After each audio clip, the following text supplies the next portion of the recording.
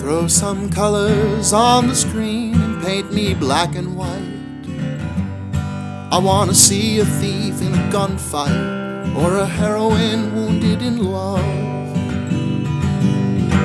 You can keep her lighted by an old flame left to frame, so I can read the feeling on her face, half in shadow, and know I felt that too.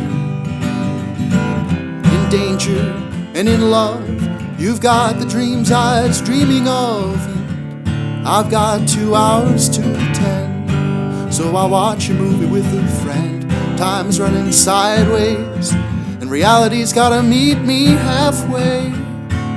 So I'll meet it here again. Here's the Trading Movies Podcast with friends. Hello, everyone. Today I'm talking to MARZA Orsinski, aka MARZA WHATEVER, who is an actor, singer, and secret third thing, which is a content creator. I'm going to spill the secret.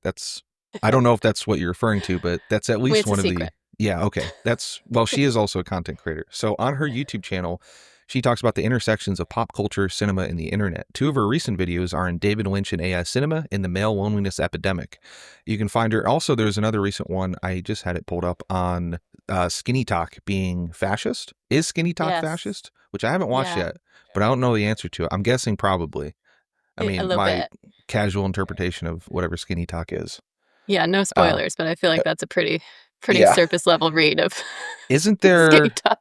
What's that law? Isn't there like a law, like if a headline begins with a question, it's normally the answer is no or something? Yeah, that is like the traditional media, but now we're on the internet, and so most of mine are yes. I just wanted, like, if I do that, like as far as like headlines of videos, I just want to sort of defray responsibility to like, well, other people are alleging this. I'm not alleging this, Some are saying. So yeah, some might be saying that, The Invisible Man is a gay movie.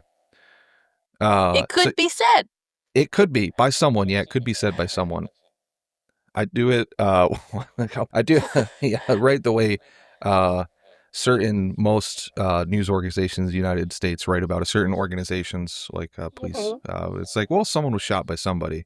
A bullet traveled through someone's head because a police officer might have been upset that day, allegedly. Yeah, suddenly real good at the passive voice. Yeah, suddenly they're astounding at it.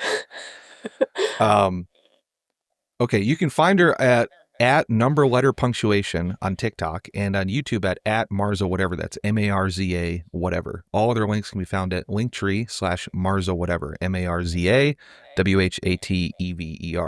MARZA, welcome to the show officially. Thank you so much. I'm so excited. I'm excited too. I've been a fan. I think you're the one, like, it shows kind of the derangement. I think you're like, when I see people's videos, I get the urge to like edit. Like, I think I edited one of your. You made a video about seeing the Criterion truck. You did. And I put heat in there. That happens a lot to me, and I'm ashamed to say, like, if you're mutuals with me, I probably maybe have edited one of your videos, but I'm always so afraid to like send it out. But I'm so glad you did. It was a treat. I thought it was so funny, and I had been a fan of yours already, so I was very starstruck. Yeah, I appreciate that. That's like where they do the closet, right? Is that like the actual? Oh, or is that this just like was wild. It was at my local. So there's this local.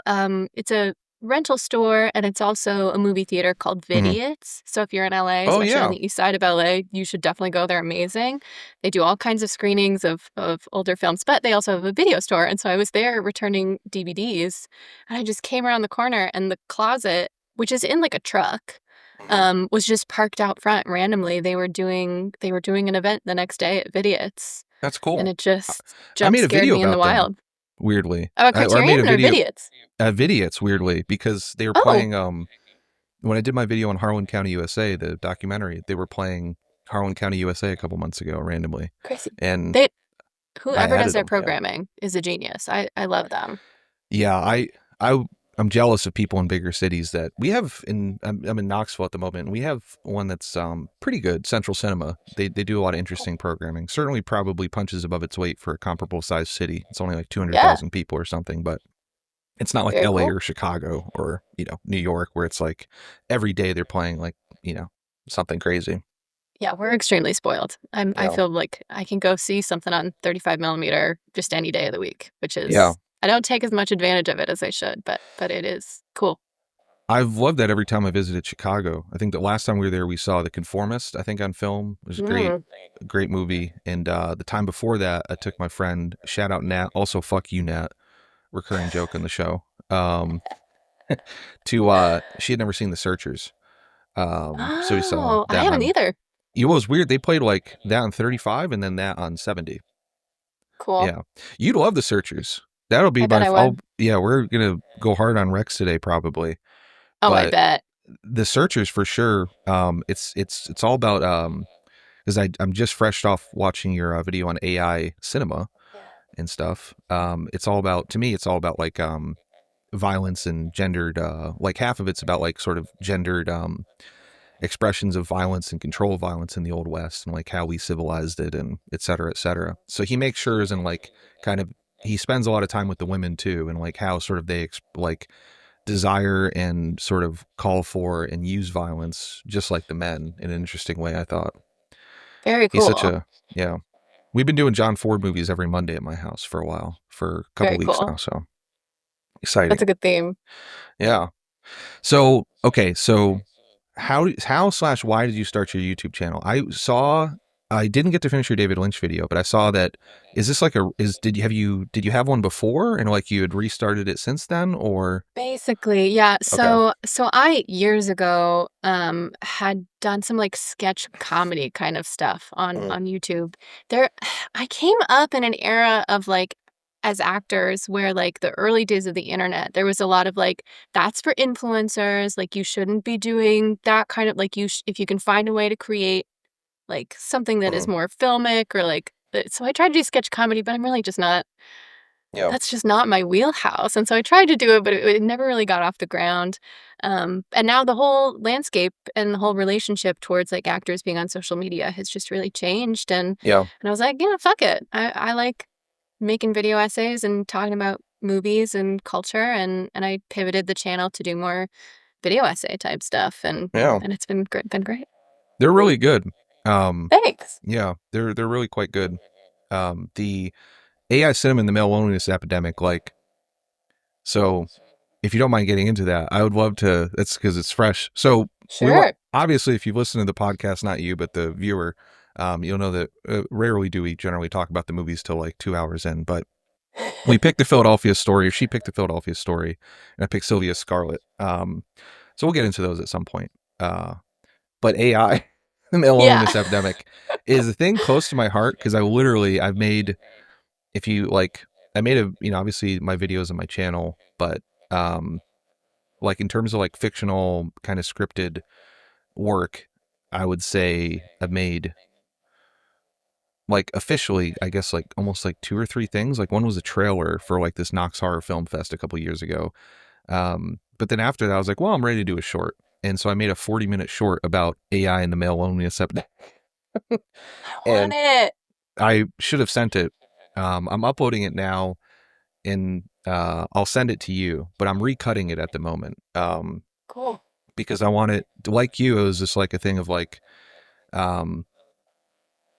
it's like, I should do this, but like, oh, I should submit to film festivals, or like, that's the way to like do into the movies. But then like, I didn't really get like, a lot of traction, and like, I really love showing it to people, but like, and we did like a couple showings locally. And I think I got into like 2 out of the 14 festivals, like 2 in Slovakia, weirdly, which like, pretty good. Shout out Slovakia. Yeah. Especially like now that I've seen more Slovakian movies, which is like, I love Slovakian movies. But the, I don't like, what am I trying to say?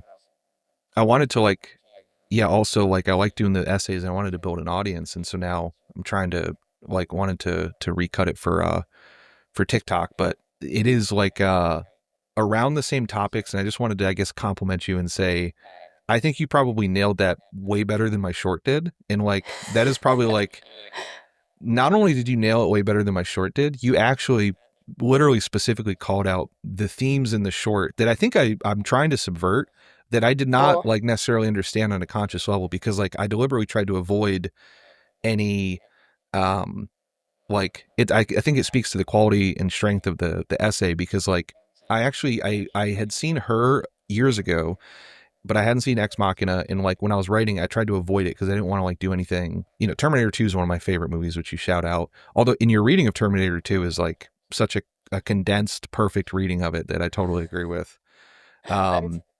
In the essay, but like right down to the eye metaphor, you nailed in the short thing, which I didn't even know was like a thing in all this thing, but like I was like, oh my God, I did that too. You know what's so interesting? It's like, I think that actually brings up a really good point about like what I've been enjoying about doing more video essay content as someone who hadn't done as much of that before. I've only really done, scripted things and things where I don't write the script usually. And so like being able to be just super literal and take things apart and name things instead of speaking through metaphor, which is, sort of what I default to and what's a little more like natural to me it is pretty eye-opening to sort of realize like, oh, all of these things that I like do unconsciously are related to the themes that you can see after the fact more consciously. And yeah, I had so much fun. Sci-fi is not my favorite genre particularly.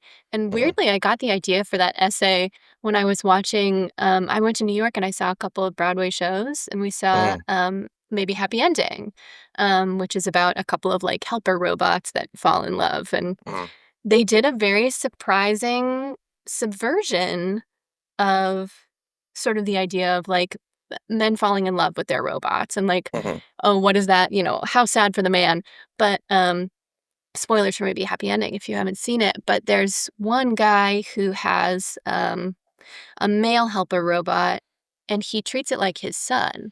And then in the aftermath of that man passing away and that robot feeling abandoned, the real son of that man meets the robot and is sort of envious of the robot and is like, you got to have the father that I didn't get to have. And I was like, man, that's such another good angle on the robot relationship is really we're never talking about robots. We're always talking about people interacting with each other or losing each other.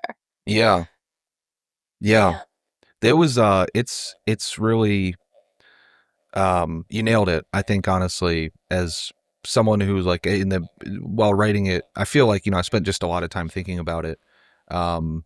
And just like I still haven't watched a lot of them afterwards, but just like in terms of like the feelings, like if I had to communicate the feelings in a video essay, it'd probably be like just exactly what you did, like what you did. So everyone should I go love that. watch. I can't wait to see your short.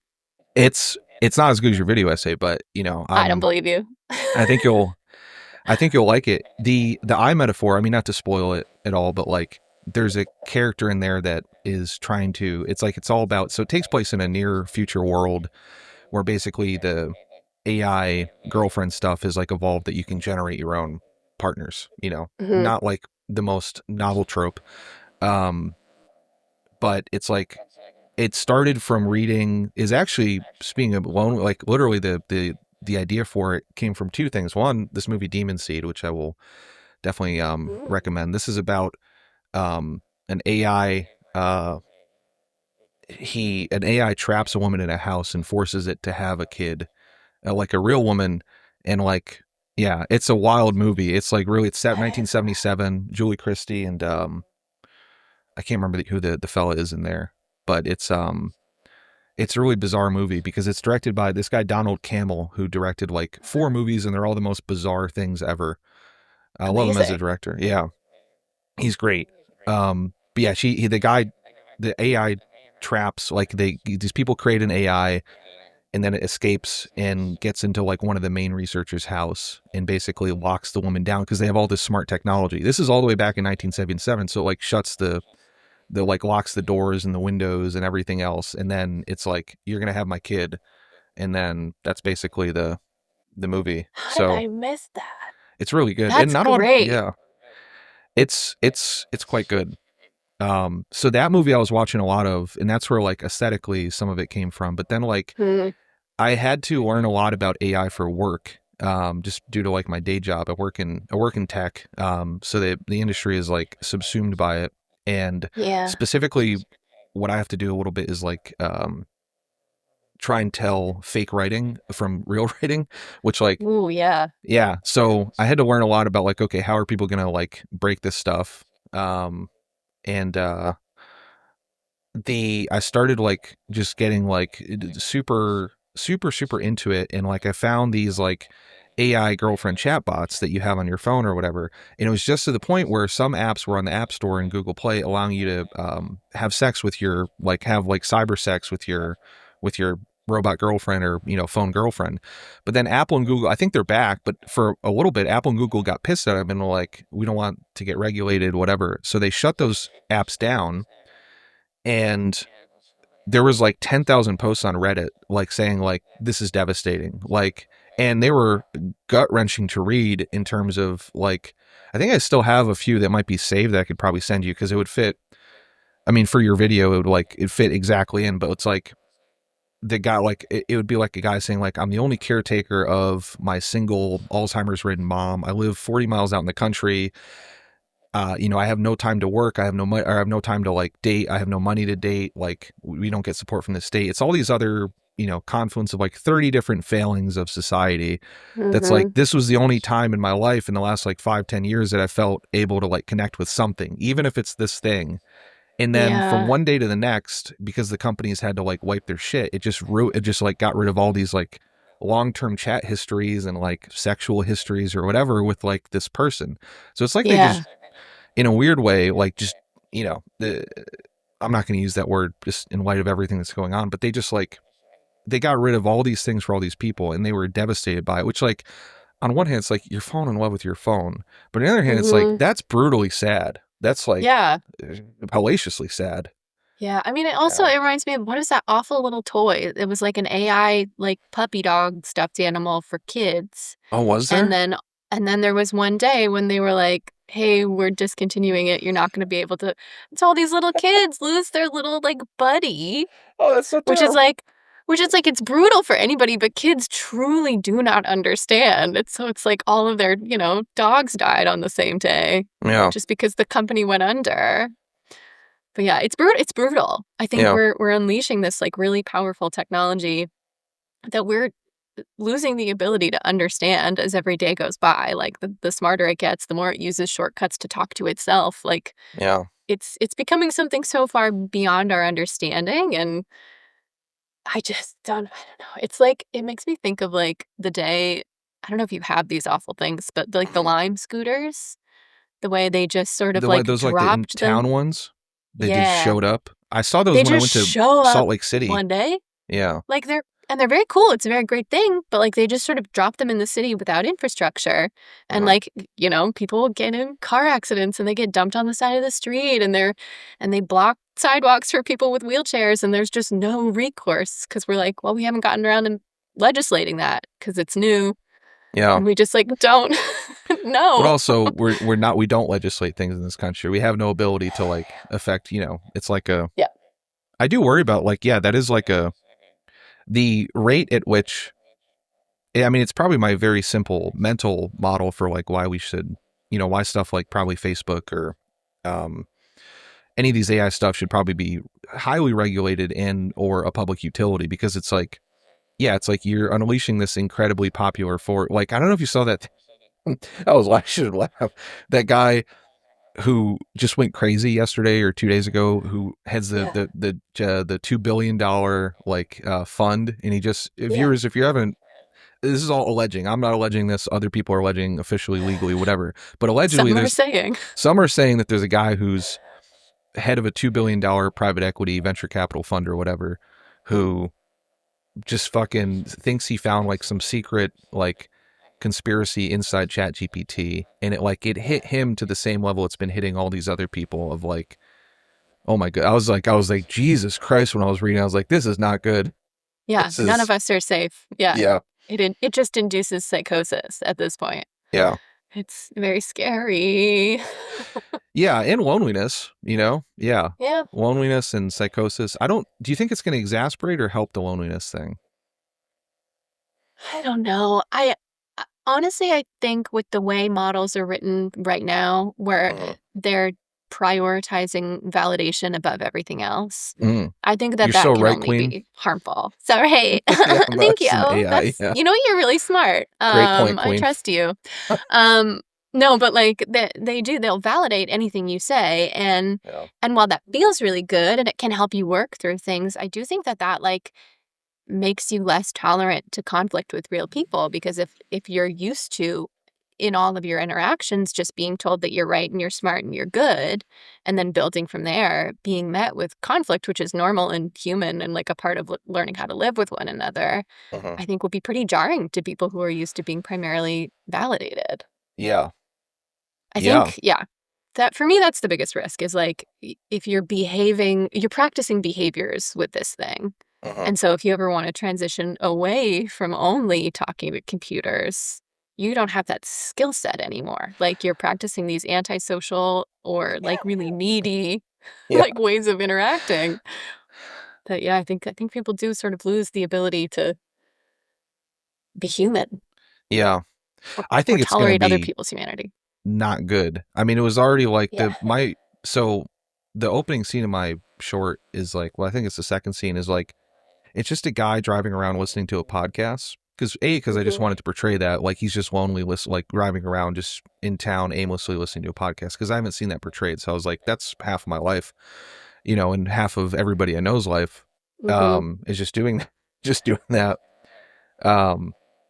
But he the podcast he's listening to is like, it's kind of like also for like an expository thing to like introduce the world and whatever else, but like they're basically talking about how, like, this is in the near future, so like 10, 15 years ago, it's like 30, 40%, 50% of young people aren't dating, or like they graduate high school or college without like having a kiss or having sex or like any of this stuff. And that seems like with AI is going to get worse. Of like, it just feels like, and the reason I think that is like, are you familiar with like the concept of like the book, The Innovator's Dilemma, or any of like the tech BS around that? So I hate that I know this, and it's knowledge I wish I didn't have, but since I do have it, you want to curse me with it? Cool. Yeah, I want to curse you with it. It's like it's where the term disruption comes from, like the actual like term, and that's generally been like a misused term, because like, and honestly, even especially by the tech industry, it just got morphed in this thing of like, we're just making something new, like a new invention is disruption, or like we're doing something whatever. Right.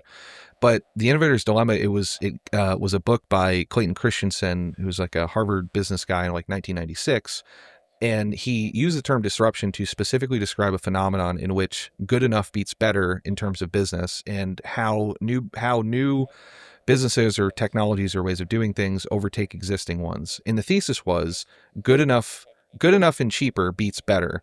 And he did this like with steel stuff, with steel mills, or like with all these other things. But it's basically like cheaper and good enough. It's like as a phenomenon, like, if you're like, let's say you have you're the dominant builder of widgets in the market, and I can maybe use a steel example in the book, but like the steel companies in the 70s, they use like this specific way of making steel, and it was like, what's the word? Like, it was kind of expensive, and like there's like 4 tiers of steel. There's like the cheapest, where you make like $2 a profit, then $4 a profit, $8 and 16. So these new companies came in that had this new way of making steel that was a lot cheaper. And so the existing company said, well, fuck it. We're just going to get rid of our bottom tier, and we're not going to compete on that anymore, because the price will drive down. And so that'll actually look good to our investors, because it's like, we need fewer employees and fewer facilities, and to make fewer things, because our profit increases, because now we're only selling the $4, $8, and $16 worth of steel that we make on profit. So now we make like $8 in profit. And so even though the revenues might be slightly different or down, it's like, we can just focus on these 3 things. But then these new technology gets better, and then they take the next one, then they take the next one, and soon they just own the whole thing. And he says like, this happens over and over and over and over. And that's like sort of the baseline of it. So like, Uber's real technological innovation in terms of disruption was not an app, it was cheap. And that's like, it wasn't that it was like, that was the real disruption of it, is not that it was like this really sick app. It was that they got rid of, like, they worked around taxi unions, like, and like this, like, the need in New York City to have like $1 million taxi medallion or something. And it's like, well, anybody can drive it. So it's like cheap labor over and over and over and over and over is always the sort of the disruption that actually does it. The thing he points out in the book that's very funny is like, big companies have sort of a fundamental, and this is like absolutely true from what I've seen, like working in the industry, they have like a fundamental block in terms of like being able to understand the new technology by virtue of their dominant position and just like everything they know, like in that they've learned for like 50, 75 years or 20 years, like they physically cannot, mentally cannot, they just practically cannot like know the new technology that's going to come to usurp them, to the point of like the prime example recently was Google. Like they wrote a whole thing in 2016 or 17 predicting the rise of OpenAI, saying like if someone develops like a chatbot LLM, there's like a famous internal Google email that describes the exact way that ChatGPT is now taking a lot of their search business. It's like, if we don't do this, it's going to do it. And they didn't do it. Now ChatGPT is probably, or, OpenAI is going to be worth, it might already be worth more than Google, just in terms of like disrupting it. Even Google knew everything internally. They knew all of that, like, but they couldn't execute on like actually, and they couldn't even like get the internal political capital to like do it. So all this pertains to relationships to me, in that I think chatbots are going to be a good enough replacement for having a girlfriend or a boyfriend, in terms of like, it's not going to be the same, but it's never the same with a new technology. It's just shittier, but it's going to be good enough. It's like, because everything else in our life is like, when I used to be a World of Warcraft player, I remember like they slowly, massively multiplayer games used to be like these really like grindy, complex things, but they slowly made a better product for their audience, because it's like they just kept studying and they're like, well, people only have 30, 45 minutes after work to play because our customer base is getting older, they're getting married, they're having kids. So we need to make sure they have a positive experience within 30, 45 minutes. But just totally changed the nature of the game, because it used to be like when they were teenagers or young men, it's like, well, we'll play 2, 4, 6 hours. So just eventually totally ended up, you know, changing all this. And like, it's the same thing I think with relationships. It's like, I think these companies genuinely are like, well, these people only have 30 minutes to talk to their wife every day because they're going to be working more. They're going to have like, they're going to have meetings to have a day job than Uber or this or that. So it's like, can we outcompete the girlfriend in 30, 45 minutes with a combination of like porno and, I don't know, like, sex toys and chatbots. And if people feel like, oh, this is meeting my needs, then it's done its job, I guess. Like, it's about, your perception of whether or not it's doing its job, I guess. Yeah. I think about that with therapy. I discussed that with Katie Alceris on that episode, like, because she was saying that she knew a lot of people who were like doing AI therapy. And like, I worry about the therapy industry, because like, if a lot of people perceive that it's like, it's not that it's going to be as good as therapy. And I think it's, as a very big believer in therapy, a longtime therapist, shout out my therapist, has been like, the most important thing I've done is like, I can't see how, like, I just can't see how it can replicate. But if people feel that it's like, well, they can't afford $150 a session, then eventually that might drive down demand for therapy as a whole. And it's only going to exacerbate it. I don't know. And it's just, all of this comes back to like, I just feel like we're having AI do the wrong jobs. Like, we're having AI do all these soft skills things so that we have more time to behave like robots. And I just don't know that that's the right goal. It's someone had the quote of like, which honestly, in terms of gender roles, it's kind of an interesting quote, because it's like, we were promised AI that would like do our laundry and housework so that we could play video games and write or whatever. But instead it's like, or it's doing all the creative work so that we can do laundry and housework. Exactly. So, yeah. Exactly. It promised us we could all be dudes, but now we're all women, I guess, is the kind of what it's saying. I just want a Roomba. Like, just give me the Roomba. And we don't need, I don't want my therapist to be AI. I want my vacuum to be AI. You called that on the video too, like, and I kind of largely agree, of like with the delivery bot, I think, right? Of like, I don't mind delivery bots, like when people, I don't want to see them kicked over. That seems like a fine thing to automate. I think it is fine. But then it is also sort of like, when people kick them over, and I don't think I got into this too much, like, I'm already anthropomorphizing the delivery robot enough, but like, it does trouble me a little bit that like, we're practicing cruelty because we're like, well, they can't feel. And when you behave and you practice cruelty and you practice antisocial behaviors over and over again to something that can't feel it, you're getting used to that process. You're becoming numb to like your normal empathetic response to to actual things that can think and feel. And I don't know, it freaks me out. Yeah. And maybe that's moral panic, and maybe that's not really a founded thing. I don't know how much research there is into that, but that is the thing that I worry about. Yeah. Do you think we need religion? I kind of think we need God, religion. that's such a that's a small softball question. No, just I mean, in general, you know, but like I kind of get obsessed yeah. with the concept of haram, right? It's like certain things like doing an AI writing or like AI image generation in place of an artist, haram, Right. or like against the law, against religious Yeah. code. But like Yeah. that's surely how all that other stuff came about, right? It's like you can use a cow Yeah. for these certain things, but not this thing. Totally. Like I there feel like are real risks to this that we as a society want to agree that we're not going to do. Yeah, I think, man, that's first of all, I'm sure there's going to be wild anti-AI cults soon, and I cannot wait to, watch the 48 hours about that. But to join them. Or join them. You're already in a maybe, cult. I haven't finished the David Lynch video, but you're in the David Lynch cult? Is that what I think? I might be a little bit in a cult.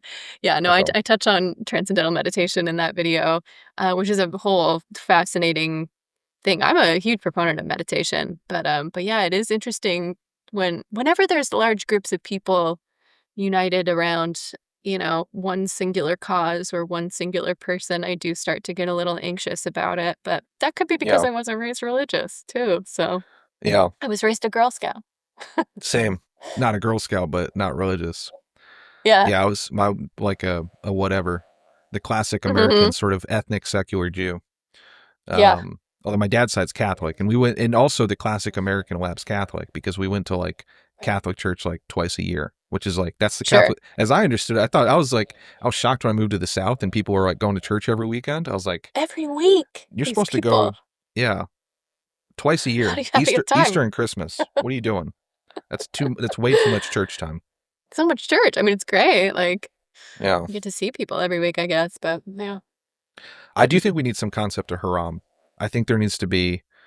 I don't know if I understand the concept of haram totally, so I'm not trying to be offensive here to anyone, but like just like a working definition for our purposes. Yeah, just like something that's like it's okay for these purposes, but not okay for these purposes.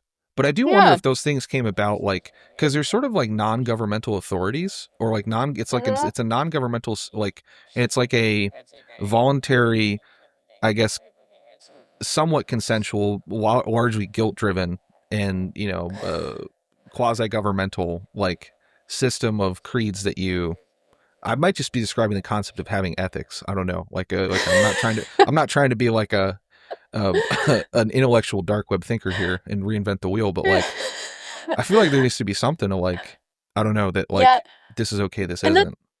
And there is sort of like, I feel like with religion, again, as a total heathen, but it does seem like in the beginning, it is sort of a group of people being like, this guy's got great ideas. We should all do this. And then it's like, well, my dad said this guy had great ideas. And then all of a sudden it's culture and you all have to do it. Somewhere in the beginning, charismatic leader. Yeah. Yeah, I don't know how to, it does worry me, I guess. Quite a bit, because I do think it's going to be. I wonder, and honestly, so the thing in my, not to spoil the short for you, but I'll spoil the short for you because I want to get your thoughts on it. But basically, 40-minute short. So it starts off. You're following this guy because the main inspirations are Demon Seed and like Rear Window, Cool. Psycho, Vertigo, Hitchcock stuff, voyeurism, Peeping Tom. So he's basically.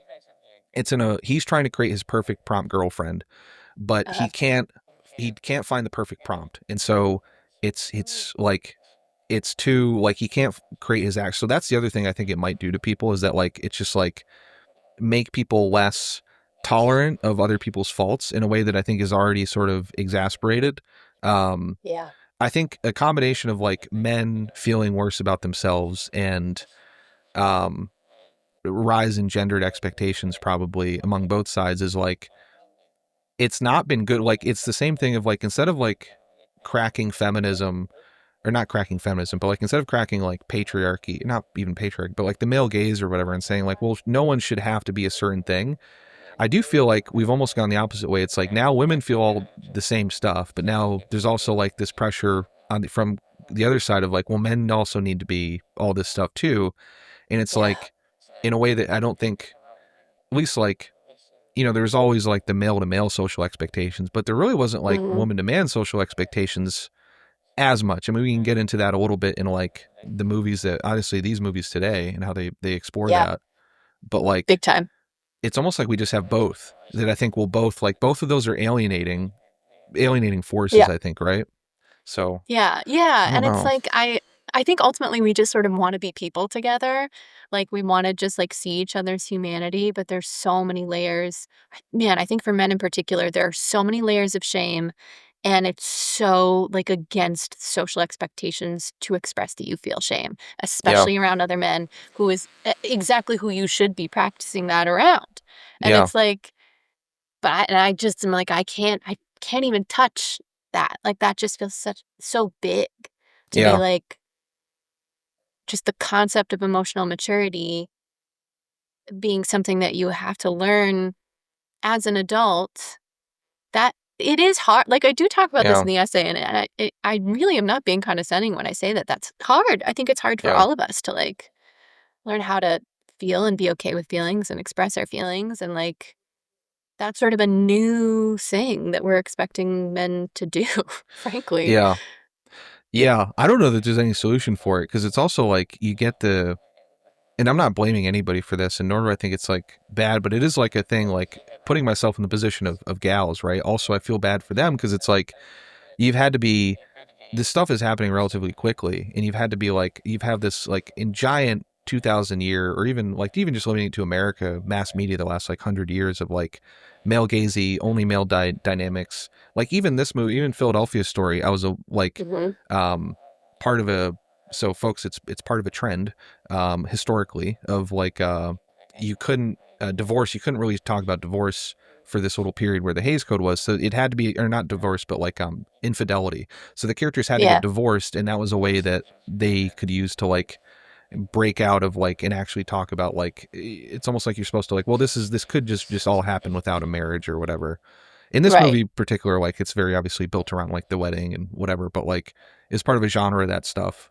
But yeah, I think it's like a thing of like, if you're a woman, you've seen as a woman, if you've seen like 100 years of that, then like now, in addition to not only being oppressed by these people, now I got to feel bad about them. It almost reminds me of like, if I can't imagine like feeling bad for so many like of the 1%, that's a bit different because I'm much more of a radical on class issues. Not that I'm not on women. I didn't want like for like gender issues. Yeah. Well, yeah. But that's important, but don't you worry your pretty little heads about that. We got to worry about class. I'm not saying that. I'm saying like, just that position of like, if I have to then feel bad about, well, now think about the 1%, or like, think about this person who I've perceived to be oppressing me. It's like, fuck you. And you see a lot of that of like all the thing of like, I'm so sick of men, or I'm so sick of this. That definitely became a trend that then but also came with a correlative reactionary response by like your Andrew Tates, your Joe Rogans, your all that, right? Well, and I think also what's so interesting is like, obviously women have been experiencing this forever and have been somewhat aware of it to varying degrees forever and have had names for it that have been building over time. But there has been a reckoning in the past, I would say 15 years, 20 years, that is, we're sort of figuring out and naming things for the first time too, and sort of coming to terms with, oh my God, that's why I feel this way. Oh my God, that's why things seem unfair. This is why I have all these judgments about myself and others. Like, we're also like kind of untangling it and learning it for the first time and realizing all of the ways in which it's been unfair. And then while we're doing that, we're also trying to like teach that to someone who is naturally going to be resistant to that idea. And then also extending empathy for the fact that it's also painful and a struggle for them, and it also harms them. And like, it's like, man, when you feel like you're carrying like 80% of this thing, and then you also have to be like, and I'm so sorry that your feelings are hurt. Can get a little tedious. And also it's like, there's even like I mean, not to be gender reductionist, but there's just like the physical violence aspect of it, and the threat too, that you just can't get around, where it's also like, I think women as I understand it from my lady friends, are kind of, and I think you talk about this in the video when you talk about like the emotional, like women are used to sort of being the emotional, like the only emotional point for guys, and like almost having to teach them how to be like emotionally in touch with themselves. Also, like just be gentle because it's so dangerous to be one-on-one with a man, and like, you know, it's like having it's potentially having a bear in your house or something, right? It's like, or worse, I guess. Most is it? What is the majority? I can't remember where the man versus bear in the woods poll came out. I think man won in terms of danger, right? Yeah. You'd Oh rather yeah. see the Everyone bear? picks the bear. I'd rather see the bear. If it's truly like a complete stranger and a completely random bear, bear, because you You'd know what the rather see bear's the gonna bear. do.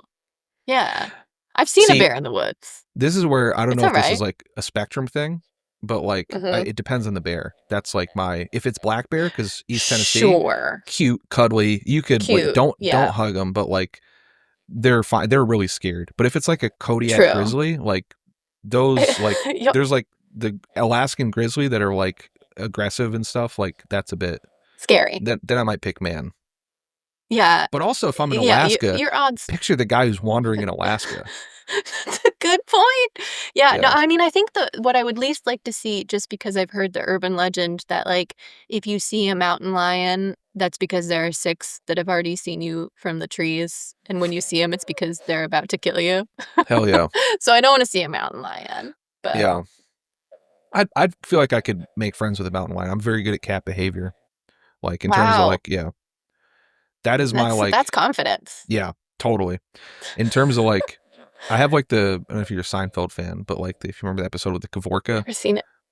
there's an episode where it's great. You'd love it. But there's an episode where Kramer, Okay, like, he has like this pull, the Michael Richards character with women, where it's like they're just irrationally attracted to him. I don't have that with Sure. women in any way at all. Whatever the Just opposite with is. cats. With cats, cats generally love me. Like almost all cats, for whatever pheromones I'm giving off, they love me. Aw, that's Big cats, nice. little cats. That's Yeah. like the white girl Snow White thing, you know? You have it with cats specifically. The Love Snow that. White. Oh, I've never seen that. Is that a?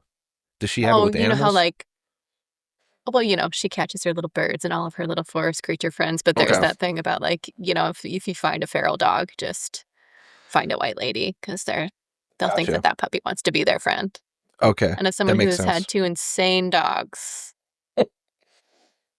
Yeah. there's some truth to it. Dogs are pretty good with me too. There was like Nice. I thought I had like an illness one time. It actually gave me anxiety because I took a whole class on dogs in college. It was just a whole semester on dogs. What? Favorite college class. Like about behavior or like dogs. Just dogs. dogs. Yeah. It was a senior seminar. 101. Yeah. And the lady just loved dogs. And so a quarter of the grade was just walking dogs for like the local shelter. And like, we That just learned sounds about, like my dream. It was amazing. They brought in some like service dogs that were like, and one of them was just obsessed with me the whole class. Like they just brought him in, and like everyone else was trying to pet him, but the dog just would not leave me. I was like, because I know some of the dogs can like It smell. smells something. Yeah, I was like, can it smell something on me? I don't know. Yeah, there's dogs that can like smell cancer. They Yeah. were training dogs to smell COVID. They're so smart. Smart little noses. Yeah. But turns out no, false positive. Maybe from the I dog just haven't known. detection. Maybe there's just something growing on me somewhere that I don't know about. It's Lord latent. knows. Yeah. It's been like 10 years now though, so I'm That's pretty good hopeful. odds. Yeah. Yeah. But yeah, I think about the it's like the like, and also like it's been interesting because like I'm a year out of a very long-term relationship more or less now, and you know, so back on the apps, and I'd never been on the apps because like when I was last time I was dating before, I was on OkCupid way back in the day for like a little bit, but now just like even just like the societal factor of like, you know, I can almost find myself getting into this where it's like, well, this person, oh, this looks good, like I like this answer, but like, ooh, it's like gamified. Yeah, it's like 5 out of 6 is good, but 6 out of 6 isn't good. And to your point about like the reassuring stuff, like if I'm just used to getting verbally reassured because that's like a better experience, and this also, I mean, already doing that with like the algorithm and stuff of like only getting a feed that's like tailor-made to me. Well, people are never going to be tailor-made to you, right? So that worries me of like if there's something that someone does just sort of one thing wrong, then it's like, or Yeah. if there's one thing that you don't like, well, yeah, fuck it. They're not Yeah, the, that's kind of, not to sound like too much of like a mean old person, but like, I don't know if you've seen much of this like Gen Z stare discourse. I think a lot of it is I kind don't know what of, it is, you but yeah, know, I've seen it. made up and silly. But there is a little bit of like, I do wonder if people who have spent a lot of time consuming algorithmically driven content are starting to lose a little resilience for like things that don't feel like they're for them, or things that feel challenging, or things that feel like sort of the ability to be like, oh, I think that question you asked is kind of stupid, but I can understand why you wouldn't have the knowledge that I have. And Yeah. I wonder if like some of that is gonna start to creep into the way that we see the world and see each other. But Yeah. It's interesting that's gone up almost correspondingly with like, I feel like there's more acceptance of like people who are neurodivergent or autistic or yeah, whatever, in a way that like half of me almost wants to just like formally get a diagnosis of some kind, just be like, I have a pass. It's okay that I am the way I am. Like, I've had yeah, multiple like healthcare professionals say it's like, it's most likely somewhere, to the extent that yeah, like, people are whatever. Um, but yeah, I just want like, if I could have a pass that like it's okay that I don't understand this. Like, I almost feel like that's kind of like, it's almost like a card. yeah, Like the card in the Joker, I think was one of like, that he has like, I'm sorry, I'm laughing, I'm not yeah. laughing. If I could have a card of like, I'm not gonna like, I don't understand this thing probably. I'm So doing my best. yeah, I'm doing my best. Yeah, there's a reason I'm like this, and it's okay. Yeah, Like this is intended. yeah. I know it's weird, but yeah, Man, are you to get into movies a little bit? Were you a pro Joker movie, or loved not it. so much a fan of the Oh Joker? yeah, I loved it too, yeah, and I felt like such a pariah. Everyone else really, I talked to was like, "Yeah, oh my God." So many people were like, it's not strong satire because people were taking it too seriously." Kind of like your American Psycho or your Fight Club kind of thing, which I do think it kind of falls into that category, or like Wolf of Wall Street. All of those yeah, very high on my list of favorite films, but that are very misunderstood. yeah. Um, but I love that movie. I I didn't haven't even think it seen was a Folia Do satire, to be yet. honest. I haven't seen Folia Do Uh, either. I should yeah, have. I mean, it's a I heard pretty people hated it, honest. so Me that too, made which me I do want to think see was it. kind of the point. Yeah, Yeah, I love musicals. I same, love musicals, which is sort of same. part of the reason that I side-eyed it a little bit, because whenever I'm gonna make an essay about this a little bit, but one of my pet peeves is whenever people are like, how we can make this musical better if no one can sing. I'm the first one who ever thought of that. Yeah, Makes me crazy. I hate it. But like, I get the impulse, but I hate it. Like, just yeah. let him sing. Let him sing good. Yeah. Part of the reason I loved La La Land just because it was exceedingly well done. That's another one that's like kind just they had a lot of I felt that they had a lot of I don't know if respect's the right word, but there's clearly like a lot of love and care in a way that from the way they filmed it to the numbers, the singing, like they really try. I love movies Yeah. that try something. I think that's also why I love Yeah. Joker is because like I didn't think it was necessarily a satire of any like I think a lot of people are like, oh, he's satirizing us. I was like, no, he's just exploring. Like, it's kind of fucked up to be a Yeah. certain type of like alienated dude and just be made That's fun of. true. And like, it's like a thing of like society in general, the degree to which it was like anti that was overblown. But the degree to which like there are things that are shitty about being like kind of a loser dude. It's like, there's a lot of loser Yeah. dudes. There's like, Lord Yeah. knows, like you're talking, it's like me, like most of my friends like like Yeah. so many people I know, they're just like kind of losery guys. It's like it's okay to make movies about them too. We don't Yeah. need like obviously after 100 years of movies by and large being made, ostensibly it seems like especially in the last like 20-30 about like just white dudes and you know, Yeah.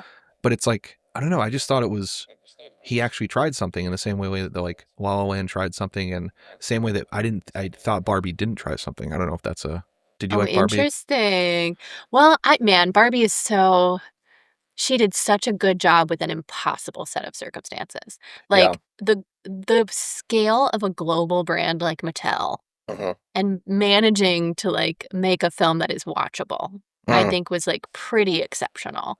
It's very like the actual ideas are obviously pretty 101, but like it's for children. It's Yeah. everyone being like, it's feminism for babies. And I'm like, yeah, it's Yeah. feminism for babies. Yeah. I thought I thought it was demonic, but it was, I had like a really negative, yeah. It's funny because Please say more. my brothers who are normally like very, like, I normally like most movies, and my brothers and like my brother Matt especially, has a, I don't know, high bar, but he just generally tends to dislike. So they all thought it was like fine, whatever. But I was like, this is Yeah. one of the most demonic things. I think largely, I'm gonna need to do a whole podcast about this. There's a shout out of Please. Danielle Ferrari, I think, if you're out there. If you listen to this, I think I'm gonna do. She's like a professor that I might do a podcast on it, because I think she's a defender of it that has made some interesting points to me in comments when I've like briefly touched on it. But like, there's one video I almost want to get a live response. I don't know if you remember this ad that went on Twitter a few years ago, but I will see if I can pull it up, because you probably just die laughing at it. But it Please describes share what the screen. movie Let's is. go. But I think like my two complaints. One, it was a little turfy, like especially like just the idea of like, as I thought, like sort of associate, like on one hand, it's like I get, to the extent I can get, like the like taking care of one's sexual health, and like that being like like a, I don't know, like a feminizing and humanizing thing, and like a statement of like power or like body control, autonomy, like especially in light of, I think it preceded the Roe v. Wade stuff, right? Like the fall of it. So like that I can see as like I can see where what I think they were trying to do with it. But for me, it came off a little bit as like having a vagina equals being a woman in a way that I thought makes was you a real girl. Yeah, I thought it was a little trans exclusionary. I thought in a way that I can see that. Yeah. So that was like, and there was some other stuff like that was kind of almost like a little bioessentialist, I thought, that I didn't like. But more largely, I think my main complaint is that the treatment of Mattel, and you said it's hard to do with Mattel as a thing, like the treatment of Mattel itself as a company.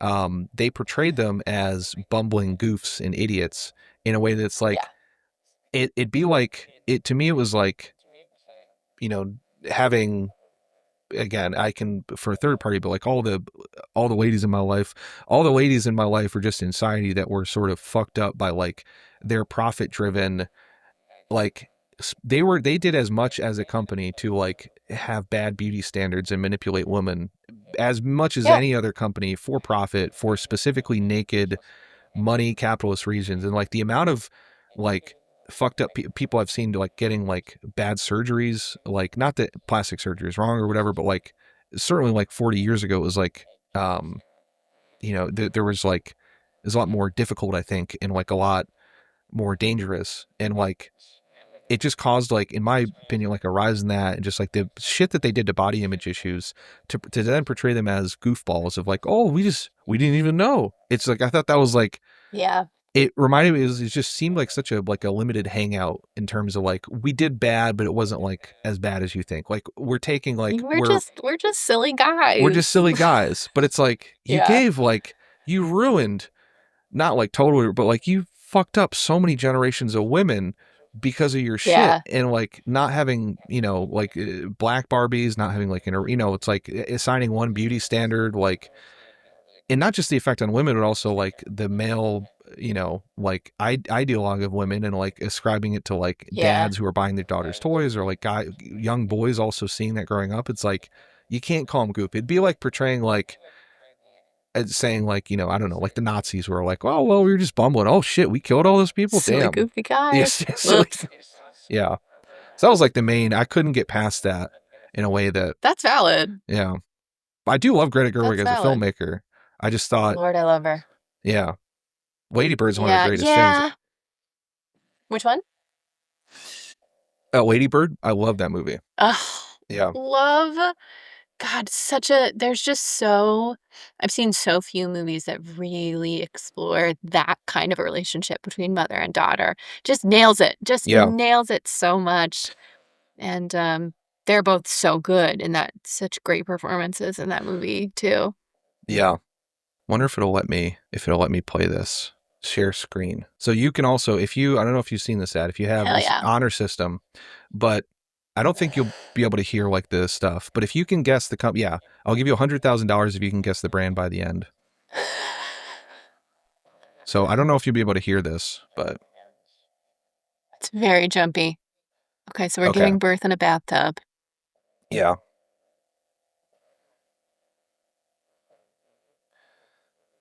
I mean, I'm guessing it's like Pampers or something, but that can't be it. We got Pampers. I will say it's not Panthers. You can have unlimited guesses. I'm that Okay. confident. Yeah. But, I mean, it's all just babies. Okay. Okay, So we're playing with an instrument. Yeah, and there's no, I don't know if you can hear the music, but it's just this sweeping violin. Okay, there's no voiceover. Okay. And it's just like, dun, dun, dun, dun, like, you know, just epic. Okay, we're growing up. We're growing up. God, I have no idea. Yeah. Thunderstorms through the woods. Childhood horses. Okay. What are you feeling so far? Freedom being explored. Brand-wise, this feels completely, I mean, it could be anything. It could be like insurance. It could be Band-Aids. Okay. It could be not either of those. Maybe like Kodak, like capturing the memories. Not Kodak, but those are all great guesses. I feel like I know. He's got a mustache now, razors. Shaven.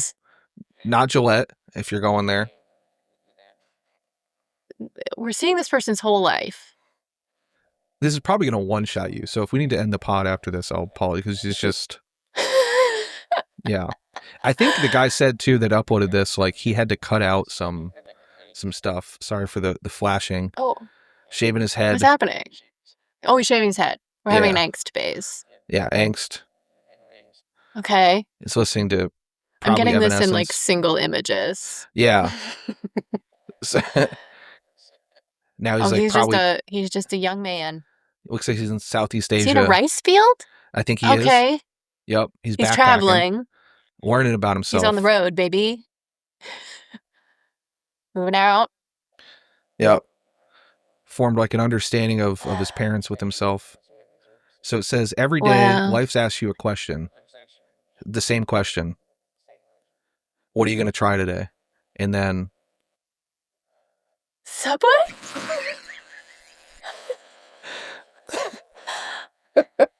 Yeah, it's a Subway ad. That's a prank.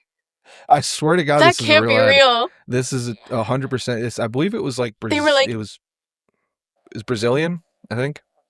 Anything to pivot away from Jared Fogle, right? Like it's got to be like, let's just do. I didn't even think about that. Something that people will talk about. That's not Jared. That's crazy. Yeah. Tell you what, that does not make me want Subway. Yeah, I was blown away by it. That's nuts. Yeah, that's what the Barbie movie felt like to me.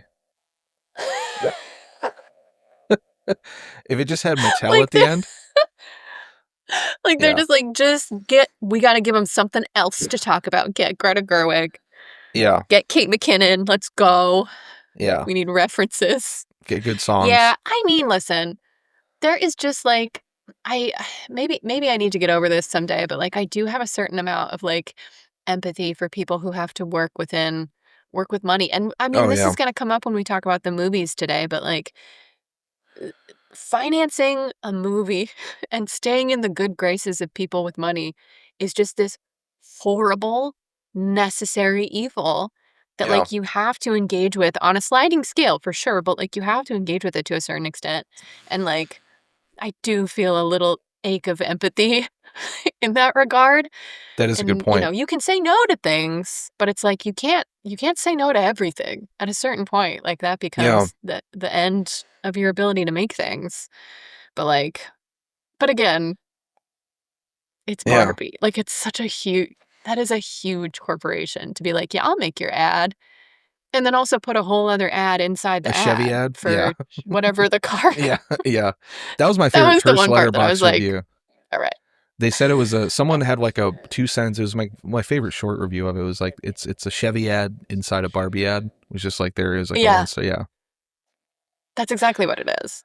You might have changed my mind just with that thought though. I kind of wonder because like so this is probably, good. So we, as a reminder, we watched Philadelphia Story and Sylvia, Scarlett, and there is a thing I talked about in a couple videos as it pertains to like melodrama, and and also I think in general, just movies under the Hays Code, like melodramas of the time historically were known for like having ending courtroom scenes because like you couldn't not punish like criminal wrongdoing under the Hays Code. But a lot of audiences just sort of came to recognize that as a trope and almost ignore it, or realize that like in melodramas, like I always shout her out because she's so cool, but Dr. Patricia White says like the emotional violence is more important than the physical violence. And it's a great way to, it's the way I watch melodramas now, of like whoever wins the emotional battle that's the actual true sort of victor of the movie, as opposed to whoever, like, even if that person ends up dying at the end, it's like, well, that's what the people like genre convention wise, they know that because they had to work within the censorship.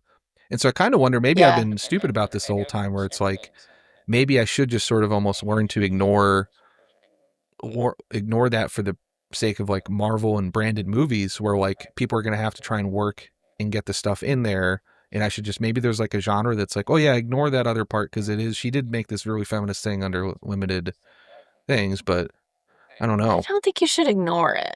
Okay. I don't think you should ignore. I mean, it's impossible to ignore. We're but back. I do think that it is like, it's such an important factor. Like, movies are so expensive. Movies are so expensive, and you have to have so many people agree to make them with you. Like, I don't know. And like, this also feels like icky to say as someone who like is not a big fan of capitalism in general, but like we do all live under it. And like we all have to make shitty compromises every day, where it's like, okay, well, the only place that I can shop in my town is Walmart.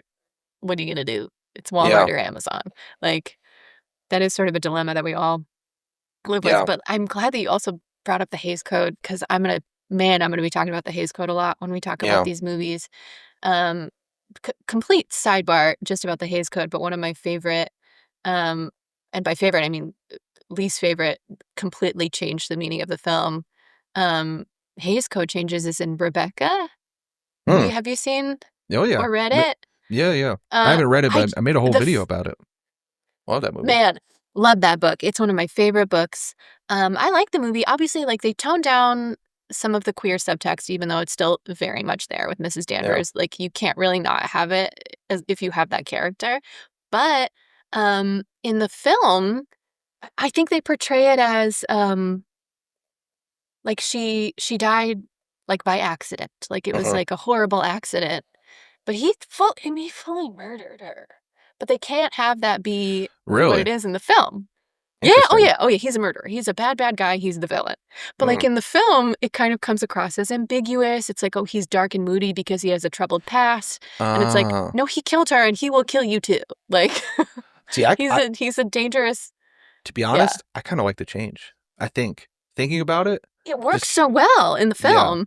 Well, I think it gives, that almost gives like I love a vengeful, and I'm not encouraging this, so do not do this under any circumstances, but in fiction, I love a vengeful suicide. Like, I love, like, because that's almost like it's almost like an expression of like ultimate bodily, it makes it a more, to me, it's almost like weirdly, it makes it like a more feminist and like more neurodivergent, or like more like relationshipy divergent type of acceptance if he doesn't kill her. Because then in my head canon, I don't know if I can't remember if they go in this actual movie, but I pictured it's like, well, I can't be a lesbian, or I can't have do my shit the way I wanted to, and I'm also dying, so I'm gonna take myself out and blame him. It's like as a way that like she's almost like taking more of the power. That's kind of the way I was. Like a Gone Girl situation. Exactly. Yes. Love a Gone Girl. Yeah. Yeah. It's like, if I can't have this, then yeah, I'm going to try and. I will, if I'm going to kill myself, I'm going to ruin the rest of your life in every way I can. Yeah. Yeah. Also gender-wise, with who Du Maurier as a person, with like gender dysphoria and all that, almost like killing the other gender inside of you, and then like almost like causing this assignment of blame and everything else. Like it. Yeah. Yeah. But it's hard to know. Have you read about that's a really good point. Sorry, go ahead. No, that's just a really good point in terms of like the unnamed protagonist of Rebecca. She's so uncomfortable with womanhood. And I read that as sort of like she feels so stuck in youth. And I remember when I was younger, I really looked up to older women and wanted to be just like them. And like I totally related to that, like feeling stupid and young and then being around like older people, older men, and feeling like you don't fit in, but yet understanding that you're desired for not understanding and not fitting in. And like that really resonated with me. But then there is like this whole other layer of her seemingly experiencing a lot of gender dysphoria in her life. And I use she, her pronouns for her because as far as I know, she always did. But it does seem like she maybe was, you know, non-binary or trans in some capacity and just she did in a and she different didn't. time. Yeah, because she referred to herself. I can't remember her name, but she had this whole she had like this whole persona that she would put on where like when she was having her lesbian relationships, again, forgive the pronouns and everything, depending on how much you but when she was having it, she would say like, well, you're not actually in love with Daphne, and Daphne's not, you're in love with like, I think it was like Christopher or something like that. It's like, actually I'm not Daphne, I'm Christopher. And it was like this whole thing where when she was in it, she was like using and referring to herself as a man, which is it's interesting. I don't, the Criterion copy of that, of Rebecca, I don't know if you have that one, but definitely highly recommend, just for it kind of not changed mine, because I still think he's a genius, but I think it might have been the movie that like kind of made Hitchcock, speaking of gender, think like, oh, women have feelings. Like, I don't think he probably understood that prior to that. Maybe I can't say I've seen all his movies, but his original he's script, not a big fan of women as people. He almost fucked that book up. Like him and it was actually, I think, the lady he wrote it with, Joan Harrison, potentially, who did like the original, like, not blaming her necessarily, but like she was like his, I think, his producer and screenwriter. He had a whole bunch of slapstick stuff where it's like the guy, Olivier, and I can't remember the guy's name, but Olivier was like, there's like extended scenes of like him like slipping and falling and like doing all this goofy shit. He was trying to make it like a slapstick, like kind of goofy hybrid comedy. And then Daryl Zanuck. So you're saying he was trying to make him the Mattel guys? Yeah. Yes. Are you gonna make me? Oh, that's fucked up. Yes. Actually, yes. But then Zanuck, I'm sorry to bring up that traumatic. No, that's a tremendous point. I didn't even think about that. Yeah, he was trying to fucking Mattel guys it, but Daryl Zanuck, you know, legendary studio head and produced of all the stuff. He had he wrote them this letter saying like, I can't believe how bad they had the whole correspondence. Like, you fucked this up so bad. He's like, it's like this book. He's like, it's such a hit, and he's like, when people see the movie and people read the book, when people read the book, it's like every woman who reads it's like, I know just how she feels. I feel just like her. I totally understand what she's going through. And he's like, your script has none of this. It's like, he's like, what the fuck is the slaps? Like, he's literally just like, it's the biggest roast of Hitchcock, of just like, Hitchcock's like, yeah, I did the script. What do you think, Daryl? He's like, throw out the whole thing, burn it. It's like, you fucked bad. up. Yeah, it's so bad. And then somehow Hitchcock turned in, I think, a great movie. But it really like weirded my opinion out. Yeah. But then I kind of wonder like his output earlier since then. Like, I don't know if he has like, because then he did Vertigo and Hitch and Rear Window and all these, like a bunch of movies, I think, that have like pretty good explanation, like examinations of like gender and like women stuff. So he's like, oh, fuck women. I mean, I think they're people. That what your point about like referencing Hitchcock and voyeurism in the AI film makes a lot of sense to me, because he does seem to like relate to women as like things to observe, which is even when he does, you know, examine their inner lives to an extent, the like, man, male gaze meant for that man. He just like, and not even necessarily in a sexualizing way. There's a lot of aesthetic distance between the camera and like a lot of the female characters that he creates. And I just, man, I think about poor Kim Novak on Vertigo. Wait, no, Tippi Hedren. Tippi Hedren on The Birds. And her miserable experience. And then also I did there's a stage adaptation of The 39 Steps, which is one of his quite early British films. But I did a production of that, and while I was doing that, I was reading about like there's the whole second half of the film.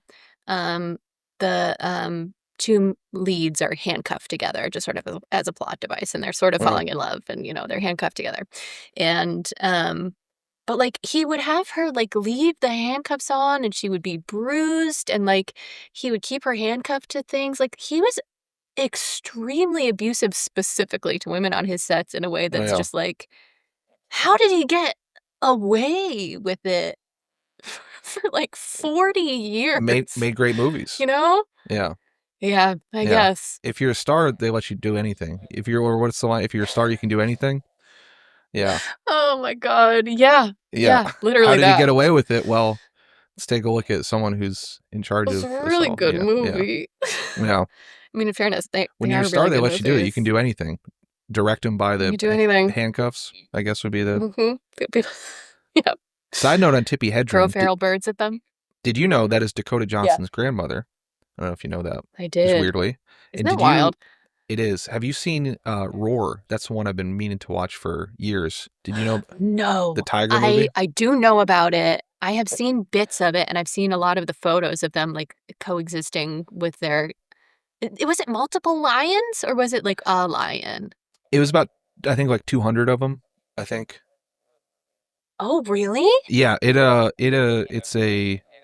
Yeah, Tippi Hedren took 11. They just had like. Oh no, they had. She had her.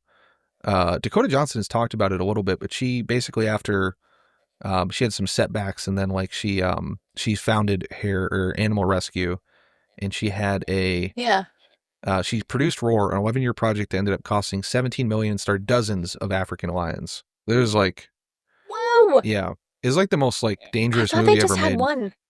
Oh no, yeah, they had like, she had. As of 2020, it says on Wikipedia, she still maintains more than a dozen lions and tigers. So she had like dozens of them. There's like scenes with dozens of them. Jan de Bont, shout out, one of my favorite cinematographers of Die Hard, and he directed Twister and Speed, two classic 90 movies. He got scalped on that movie. He got 250 stitches in his head because he got like bit by a lion or a tiger or something, and then went back to work on it after. That is wild. Yeah, we stand a king. The game. That would be a really good situation for you as the cat whisperer. Oh yeah, I wouldn't have gotten scalped. You'd fit right in. Been, yeah. Yeah. I need to watch that movie. Yeah, same. He's got a complicated legacy, Hitchcock, because I mean, he was obviously abusive on set, like in a way that should have never happened. I also think he was so titanically influential to like everybody, even to like all directors today, to me, even like just because of how good he is and like how powerful his movies are. But I think in a way that like he contributed to the general male gaze in movies, as I think certainly more than anybody. I think probably by a factor of 10, just given how influential he was. And then everyone was like, we got to do it like Hitchcock. And so they started like filming women and like just general, like having vibes like that. Yeah. It's okay. Not even necessarily knowing that that's what they were doing, because they're just emulating Hitchcock. Yeah. Yeah. Some directors, I think, subverted it really. Like he did influence Catherine Bigelow, who's one of my favorites. And I think she subverts it like tremendously in her like her 90s work. But like, I think he, like, it's the same feeling I have with Delmer Daves, who I also love, who like, they're both like working stuff out on screen in a way that's like, it's very personal to them. And like, I truly think Hitchcock was just a fucking fucked up sexually depraved freak that just an absolute, just mega uber freak and abuser and weird guy that just happened to also be like, I can't remember who said it about the Polish director Valerian Borwick, but they said he's a genius who happens to be a pornographer, because he made like these like lurid, like Polish, basically half pornos, that are also just like brilliantly artistic. But like Hitchcock is like, he's a genius that happens to be a mega pervert. And it was okay for him, but I think a lot of people, he influenced so many people, I think, in a way that developed it. Like, I'm not opposed to like someone being a freak and putting your shit out there, and like I generally like movies like that. But I have the complete opposite opinion. Tarantino said about him one time that he's like, I wish he wouldn't have the Hays Code because he would have made interesting movies. I'm like, I'm so thankful for the Hays Code for Hitchcock, because like he would have been in jail. Me too. He would have been a mess. Would have been gross. It would have been I couldn't. And he probably wouldn't have made as many. Yeah, surely not. No, he would have been probably directing porn. Like, I think. Oh, he would yeah. have been. Yeah, he would have been one Easily. of those. He Easily. never would have but made. But it's art. Yeah. Yeah. You know what that actually reminds me of? When I was thinking about David Lynch making that David Lynch video, obviously, I was thinking about how much he really is like the guy that I most like. So much of his work is erotic and sexual and like pretty explicit. Yeah. But I've never watched it and felt squicked out or creeped out. Like, I'm just like, I feel safe here. Like, this is just like, it never feels exploitative. It never, even when it's like quite dark and quite heavy, it never feels like, I've heard people, especially women, scary. say that. Yeah, I think it's because people have pointed out that he's like it's very victim first, and he somehow manages to make it. Yeah. I hope for most people, and I think for most people, brutal enough that and realistic enough that it's just so upsetting to watch. Like Twin Peaks, like the fucking the scene where, spoiler alert, but where they find out who killed Laura Palmer and it's revealed, and I could not believe they aired that. When I first watched that, I was like, this was on network TV in 1990. There's just like, I cannot, like, that's wild. Probably the worst, one of the 3 or 4 worst assault scenes, I think, like in brutal scenes, I think, ever. And he filmed it in a way that got past network censors in 1990. Yeah. And it's not, he doesn't like bathe in it, I think. Go ahead, sorry. No, he doesn't. Because it's always feels like a sort of, the one I think about the most, or the movie I think about the most for David Lynch, and like pretty shocking eroticism that doesn't feel like I need to leave the room, is Blue Velvet. I mean, it has these really horrifying, upsetting scenes, but it's all about the actual experience that Kyle MacLachlan's character, I don't remember his name, but that he is going through. And like it's sort of like, and it has more to do with its effect on him and like how that changes him and what that teaches him and what that means about how he feels about different people in his life. And it feels like storytelling, and it doesn't feel like exploitation. When you said voyeurism, it's a just a comparison of like, Hitchcock feels like he's luxuriating the voyeurism and he's enjoying the voyeurism even when it's bad.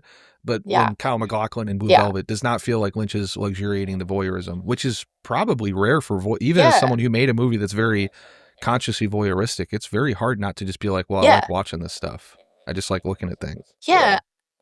I think it is a very like honest portrayal of like how learning about sexuality can be frightening and can be confronting and can be like, he's having a very vulnerable experience through voyeurism, which is like so different from what Hitchcock does. But he's just, where Hitchcock has his hand down the pants when he's directing it. Yeah, the tangent that I was gonna go on, this is like definitely a very controversial movie that I would not recommend to 99% of people, but like I often think about I Spit on Your Grave in terms of like voyeurism and sexuality and like assaults. Have you seen it? I have not. Is that the Diablo? Did she write that? Someone else? Diablo Cody? No, let me think of the name of the director. It's an exploitation film from the 70s. Oh, not the 2010? And it's no, so there was a remake and then a couple sequels. Yeah, but the original one I believe is from the, I want to say mid late 70s. Any case, it was very much like a grindhouse film. And it comes from that world, and it's very, very, very heavy assault scene. But what I appreciate so much about that assault scene, first of all, it's so long. It is confrontingly long. But it is largely made up of the victim's point of view. They're like these really ugly, unflattering shots of the assaulter, like from like handheld cam point of view. And it's, and I wonder, because I often hear like men will say that was like a rape scene that they just couldn't get through. And they'll often cite like it's very, very brutal, and it is very, very brutal, or it's very, very long. But I always wonder, like, is it because of those point of view shots? Because I was like, yeah, it's long, yeah, it's horrible, but it does, to me, it felt a little bit less upsetting than a lot of like, you know, glossy shot, beautiful, like well Game of lit Thrones style, scenes like in Game of Thrones, exactly, yeah. like that kind of thing, where it's like technically, I guess the visuals I'm seeing are less upsetting, but it makes me trust you so much less as a filmmaker because why are you making it so pretty? Yeah, but really yeah, don't beautiful. watch it. It's really upsetting. Yeah, I'll put it. Yeah, I think I was thinking of Jennifer's Body. I think is the someone else recommended. Like I knew it was like 29, 20. I have such a blind spot for that era that I haven't seen. Love that movie. I didn't see that. Yeah. Yeah, I just actually watched, speaking of Blue Velvet, Night Tide, which I'll put on the Rex list, but 1960s movie. I think it's a prequel. Dennis Hopper falls in love with a mermaid in 1960 something. But there's a scene like the air tank is like an important motif in the scene. So I think like this is Frank Booth origins. That was like my thought on it, is like, because he's carrying around the ether or whatever. I think he's actually like still in love with this mermaid from 20 years ago, and then he became Frank Booth, and he's like a tragic figure. I love that. That's a great little companion double feature. Yeah, I'm gonna do a video on it soon. I have it somewhere around here, but Lord knows where in the midst of all these things. So the AI thing in my movie, I think at a certain point I started describing the plot. I just remembered. Oh God. Remember that no, it's totally I will tangent. My general, I mean, this is a dumb guy thing, but in general thought I was like, well, dudes have had, if I want to be super gender reductionist, Andrew Tate style or whatever, it'd be like, well, dudes have had porn for however many years, especially in the last like 20, 30, unlimited access to internet porn in a way that like, I think men, not being gender reductionist, but I think like in terms of like a lot of like what men perceive to be their own relationshipy sexual emotional needs, like I can just jack off or I have porn. But now if there's like these extended chat bots where it's like, I feel like with women have been gendered or socialized or whatever into maybe something more emotional or like something more like companion-y or something like it needs more narrative. Like it's almost like the porn versus romance book, like dichotomy. So if you can have your own personal romance book, then it's like that, I guess, like, it's funny when you're talking about replacement in all your videos. I guess like maybe it's betraying my male fear of replacement of like, maybe I'll just be replaced with a romance book, because if she can craft this whole thing where these two dudes are actually there fighting over her, then shit, what can I offer? Yeah. I can't, you know? Yeah. So I don't know. Man, that's this kind of like it tangentially relates to like something that I also think about a lot, which is like the micro shorts and the micro dramas and how those are very much, they're horrible and they're very much geared to be like junk food for girls. Like they're this sort of horrible junk food. They're like soap operas but dumber, and they're just porn. Like I just cannot stress enough that these are just like emotional scenarios that are designed to be like erotic but not sexual, and like that's all they are. That's all they are. Like they're just these little gratification machines that have no substance or meaning, and they are, thank fucking God I'm not non-union, but like you see people scroll through their like audition breakdowns and 80% of it is these horrible vertical shorts. It's like the only thing, man, I can talk about like how crazy LA is right now. Yeah, well, Atlanta is like, so all my friends that I have that are actors or everything, they're in it. I was watching my buddy's one. He was like, it's because I was like, first of all, I do kind of love those too. And I kind of think like my dream, I want to be the Douglas Sirk of those. I think like they should really hire me. We talked about this. Yeah. That's right. Yeah. I could do it so much better. Yeah. Hey, if you did one, I'd do it. Sign me up. I will. Yeah. If they think I do think it is like rife for like a parody. Like I think it is very much ready for like someone to do like a self-aware parody or something with that like form, because it's becoming so like pervasive. I do it even better. But like Lynchian, like he, like that's the thing, like, hell yeah. Like he was, I think like one of the things, like I have this whole theory of, I think people would love a lot of older movies, and especially 50s melodramas, because like I think a lot of people love the melodrama parts of Twin Peaks, because he's not necessarily ironic with them. He just loves melodrama in a way, like he loves all these old movies in a way that it's like they're seriously doing teen melodrama, and he's so good at it because he has seen all of and he just loves it in a way that like and you don't get that now. So I feel like if someone did that to it, it's just he can also do like the dark underbelly of like he can he can show and knows how to get into like what's underneath a lot of that in a way that like 50s Yeah, directors he's like, and were also prevented this. from. Yeah. And also the most horrible thing you've ever seen. But the melodrama scenes just straight up, it's like I love this the scenes with like, you know, with James and, you know, just the melodrama with like Leo and like everything else. And Yeah. It's great. Yeah, it's like procedural plus soap opera plus depravity. Yeah. But safe depravity. Yeah. So these movies, though, speaking of gender, let's say as the transition. Philadelphia Story. So why'd you pick Philadelphia Story? So Philadelphia Story, for a lot of reasons. It is one of my favorite films of all time. I think it is one of Katharine Hepburn's greatest performances of all time, which is saying a lot because she's turned in some of the greatest performances of all time. She but won I the most also Oscars, really right? like. I think so. Yeah, 4. I think so. No one else and has I think ever won she's 4. also. She may be the only actress where the person portraying her also won an Oscar when Cate Blanchett did it in Aviator. Or maybe, did she win for that? Or did she just... She won for I'm Not There, but yeah. I think, right? The Bob Dylan one, I know. I don't remember. I know she won for Blue Jasmine, but I don't think that was her first. She did win for The Aviator. Yeah. Was she's she so playing good in it too. Katharine Hepburn in that? It's been years since I've seen that. I didn't even know. I haven't seen that in like 20 years. She plays Katharine Hepburn. Yeah, Leo DiCaprio plays Howard Hughes. She's so good. That golf scene between the two of them is just like delicious.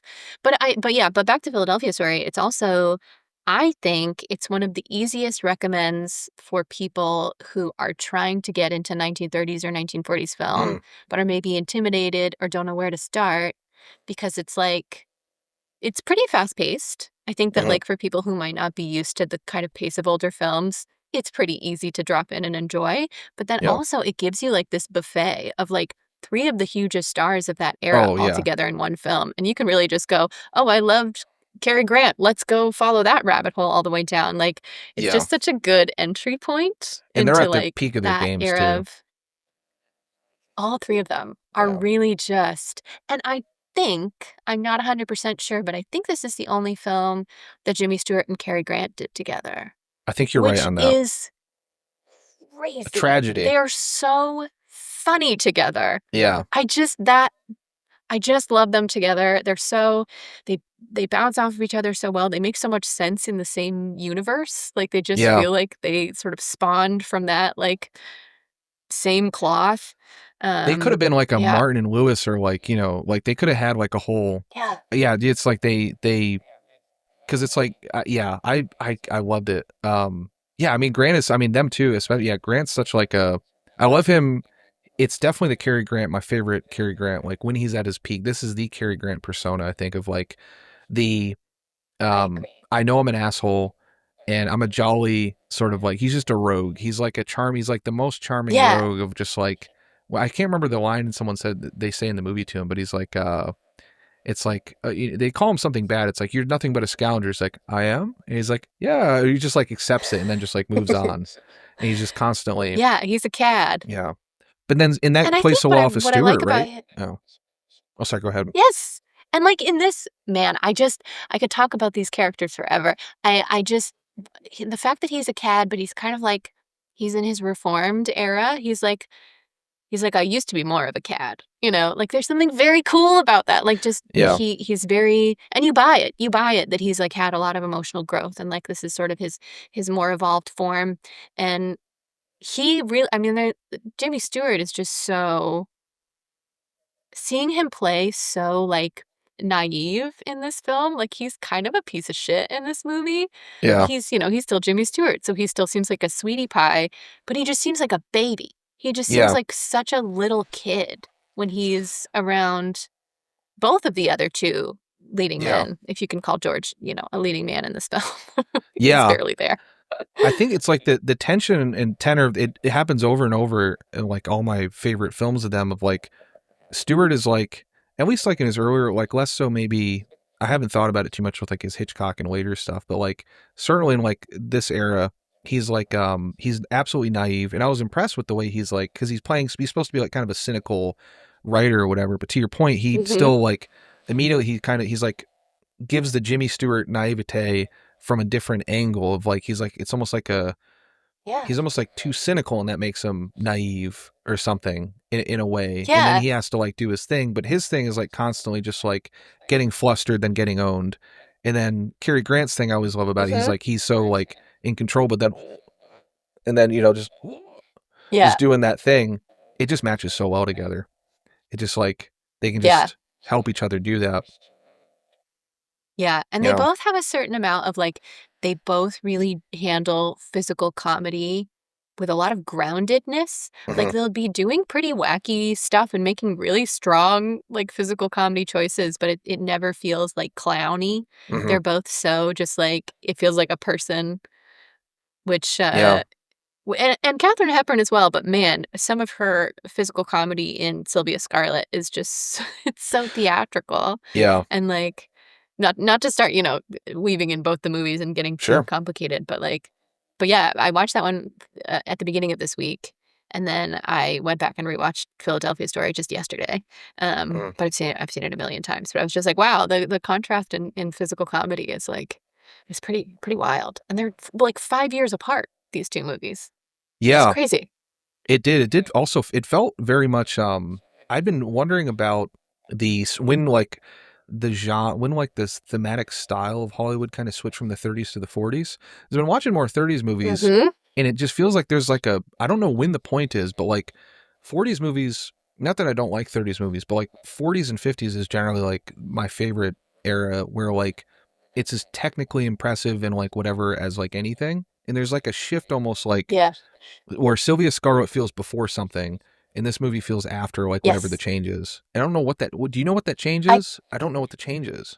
I don't, and I completely agree. I mean, one huge difference between those two films from a screenplay perspective is like Sylvia Scarlett is based on this like very wandering novel.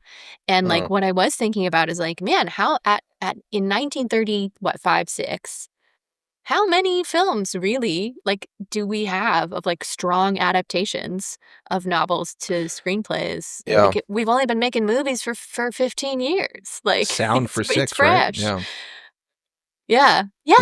And then but then with Philadelphia Story, not only is it based on a play, like a stage play, it was like the screenwriter was literally listening to an audio recording of the stage play to make sure he kept in all the laugh lines.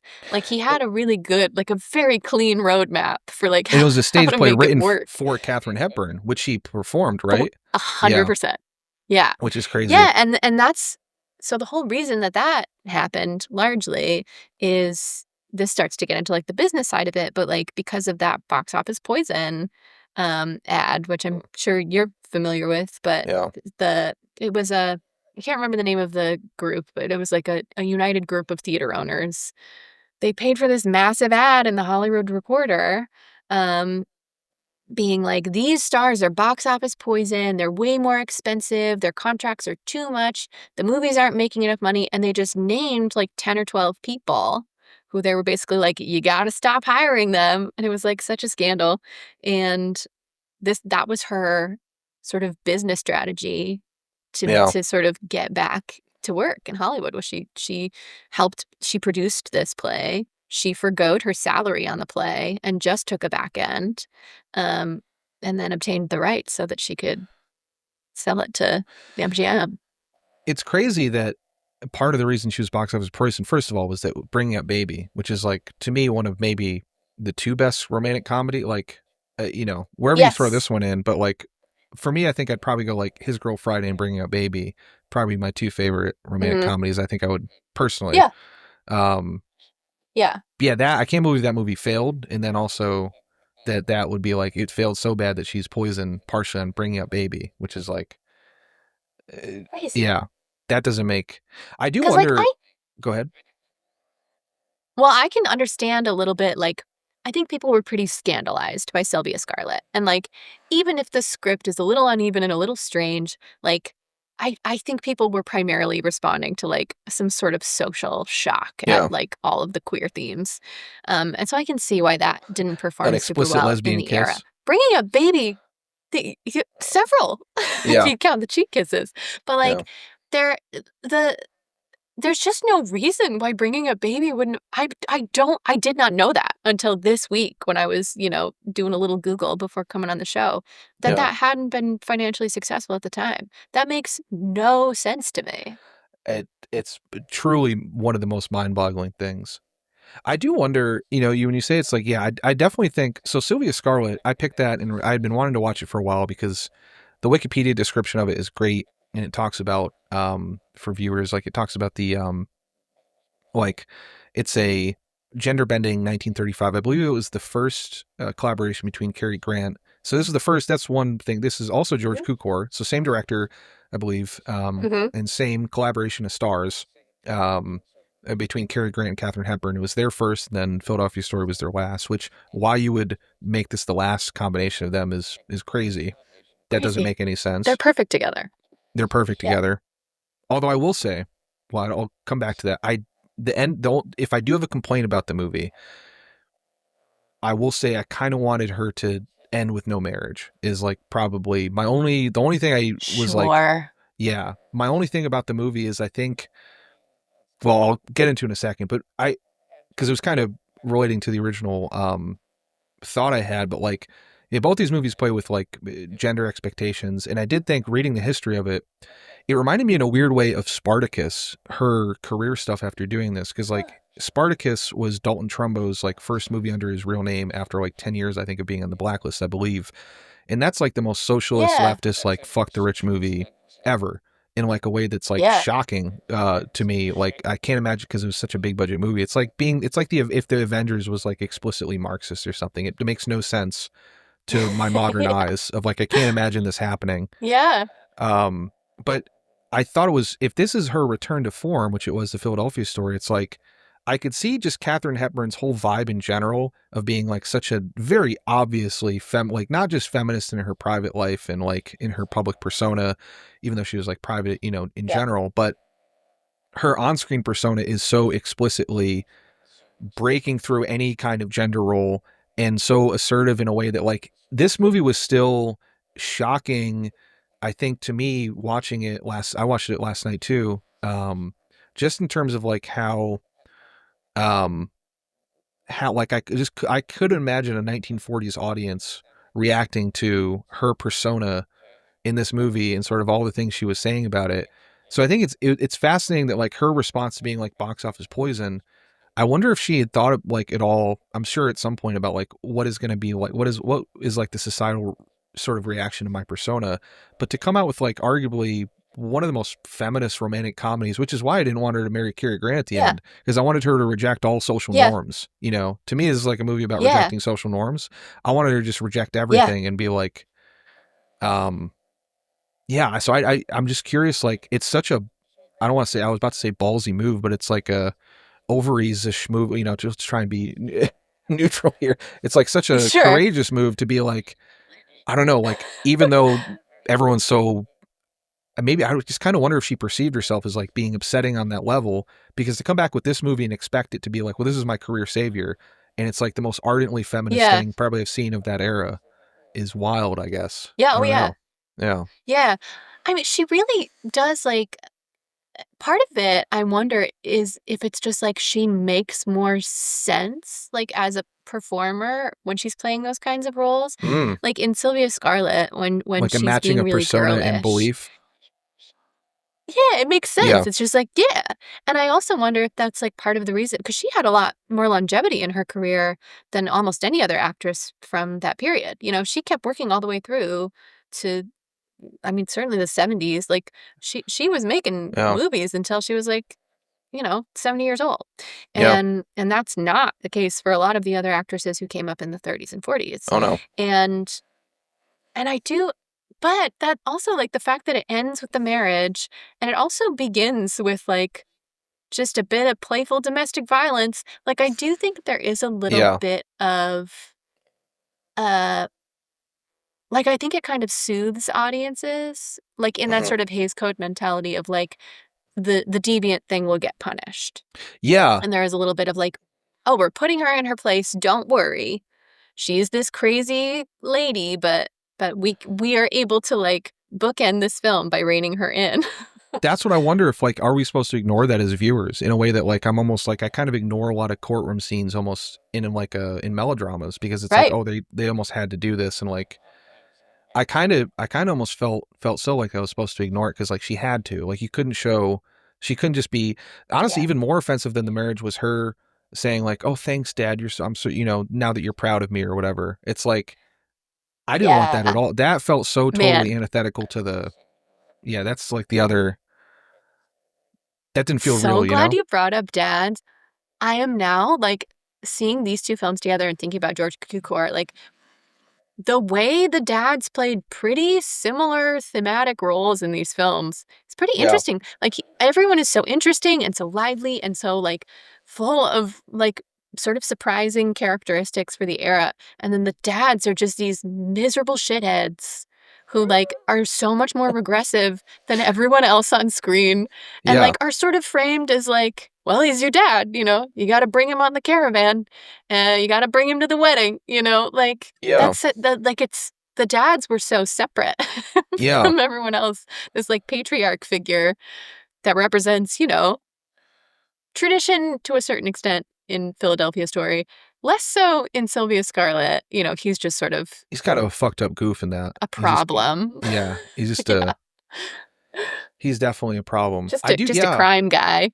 I don't know if I've seen a lot of other George Cukor. I wonder if it's like that's almost his... I kind of want... if he does have like other... If like, how much of that is his Spielberg thing? He did Gaslight, right? Which I just bought. Yeah. I haven't seen. Dads You've seen it, right? We talked about that. I haven't seen it. No, you've seen it. But I do know it. Sorry. How could you? Yeah, I was sorry. Googling. Yeah. We've already talked about it. No, let me see. Yeah. You remember talking about Gaslight 20 minutes ago? You said it was your favorite movie? That TikTok you did about Gaslight was so funny. I think it freaked some people out. I was hoping. It freaked me out because I didn't get the joke. And then I was like, oh, you... Yeah. Okay, I'm pulling up George Cukor's IMDb to see which of his other movies I've actually watched. Adam's Rib, Born Yesterday, A Star Is Born, My Fair Lady. Adam's Rib! Is that good? Yeah. Seems very... It looks Adam's like it's Rib. Tracy Hepburn. Yeah, there's definitely Shitty Dad and My Fair Lady. Also a lot of alcohol. He does a lot, which makes sense in terms of, I don't know how much you know about his like personal life, but he like threw all the good gay parties. He was like the like gay hangout. And so all the like fun drunk gay parties were George Cukor parties. That's cool. Yeah. That's very cool. So that's why all those kids were buds. That was, Katharine Hepburn and Cary Grant. Obviously, like, there are degrees of speculation with some of these people, and they have since passed. So, like, whatever speculation people are comfortable with. But he was very much like an open secret not out kind of guy. Top line, open secret. And then, it was also, this was produced by Joseph L. Mankiewicz, too, who's one of my all-time favorites, who later directed... I think he later became a director, and he directed Hepburn in Suddenly Last Summer, which is like also, speaking of gay themes, like one of the movies that has like historically one of the first, based on a Tennessee Williams play, and it's like one of the, kind of helped break down the Hays Code a bit, because it was like one of the first movies that had like as close to an open depiction of homosexuality as you could get. Yeah. And it's really good. That was like the first movie I watched this year. Yeah. Oh, so nice. What were you saying? I haven't seen it, but I'm familiar with the play. But I was going to talk it's Hays tremendous. Code. Okay, so Hays Code and Sylvia Scarlett. How? Genuinely, I don't know. How did it pass? It might have gotten in under the wire, potentially, because it was like just coming on at like 34, 35. So it was after the point in time when it was adopted more seriously. Because Hays Code began in 30. But then I think it was 34 when sort of a new guy was in charge of it. And they were like, no, we're really doing this, you guys. This actually matters, and you have to do it, and you have to care about it. Yeah. So, like, it was, like, fully a thing that people were abiding by. individual And it states passed. started doing it, right? Like from 30 to 34, I believe. And then they were like, we don't want this patchwork of bullshit. Because like Louisiana was like, you can't show kissing, but New York was like, you can show kissing, but not hugging or some shit like that. So they're like, we just need one thing. Yeah. I think. We need to unify it. Yeah. Yeah. But I was kind of going through all of the moments. And Sylvia, obviously there's the whole scene where the one woman who they sort of trick, but then have join their little band of thieves, is like drawing the mustache onto Katharine Hepburn and then fully just kisses her, which I'm guessing because she was the initiator and she believed Katharine Hepburn's character to be a boy. That's how that got the pass. Yeah. Even though it's the gayest thing I've ever seen in my life. A little bit, yeah. On film. Yeah. It's a great scene. It's a tremendous scene. So good. And it's just, Katharine Hepburn is having so much fun. Yeah. She's clearly thriving. Yeah. It's almost like an early trans acceptance thing, right? Sorry, go ahead. Yeah. Yeah. Absolutely. I mean, I think that's right. I think there's a lot of, I mean, it's just very queer. And I think that's kind of one of the great things about it being sort of a comfort with labeling and a comfort with being out. It gets to be very ambiguous and very just queer and very just sort of like the gender rules don't really exist because of this one central conceit of her being a girl pretending to be a boy. And so that sort of makes everything so nebulous and like ambiguous and fun and playful, which is another thing that I loved about it. It was so gay without ever really having the gay part be sad. Yeah. Like the gay part was always fun. Yeah. And that's really cool to see.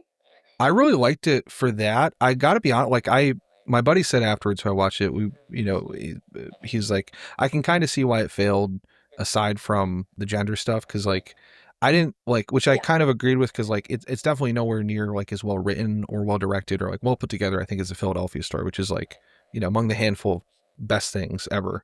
But it is fascinating just like as a historical thing for, all the queer themes in it. Because that is almost like a weirdly like radically accepting thing to be like, well, two women can kiss as long as one's dressed as a dude. It's like, well, that's like in a weird way, that's like a modern, not like a modern, but that's kind of like a progressive in a weird way type of thing where it's like, oh yeah, well she's, as long as she's playing that role, it's okay. Which is like, she's a boy. It's okay. Yeah. Yeah. Yeah. Which is like also, man, that really made me think because the central conceit of the gender bending happens just right away, and it's very flimsy. It's very well. We have to go to England, so I'll be a boy and I won't cry. Like it's very, and it immediately reminded me of like Shakespeare. It's like As You Like It. It's like Twelfth Night. These very sort of flimsy constructs to have someone cross dress and then have some sort of hee surprising kisses, people falling in love with people they shouldn't fall in love with, having gender confusion, but don't worry, it's not actually gay. And then also sort of realizing like that's a pretty long tradition, and then comparing it to like these extremely regressive like anti-drag laws that are starting to happen around our country, and be like, so man, like what can you not do Shakespeare in the South? Like it's just so, in some ways, we're so much more conservative than we generally were in the 1930s. Yeah. Absolutely. Which is horrifying. Yeah. It's fucked up. I do think a point of comparison.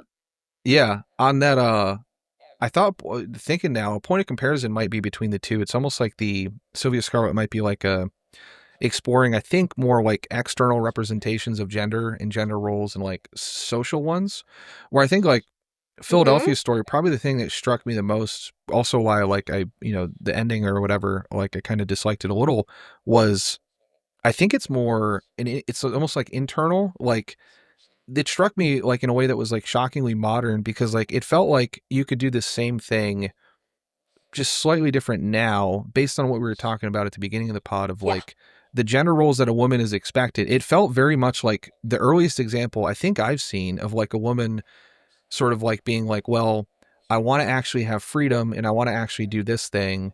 and I want to do that and I want to do this, but also like it's almost like she doesn't necessarily know how to, what's the word? Like, I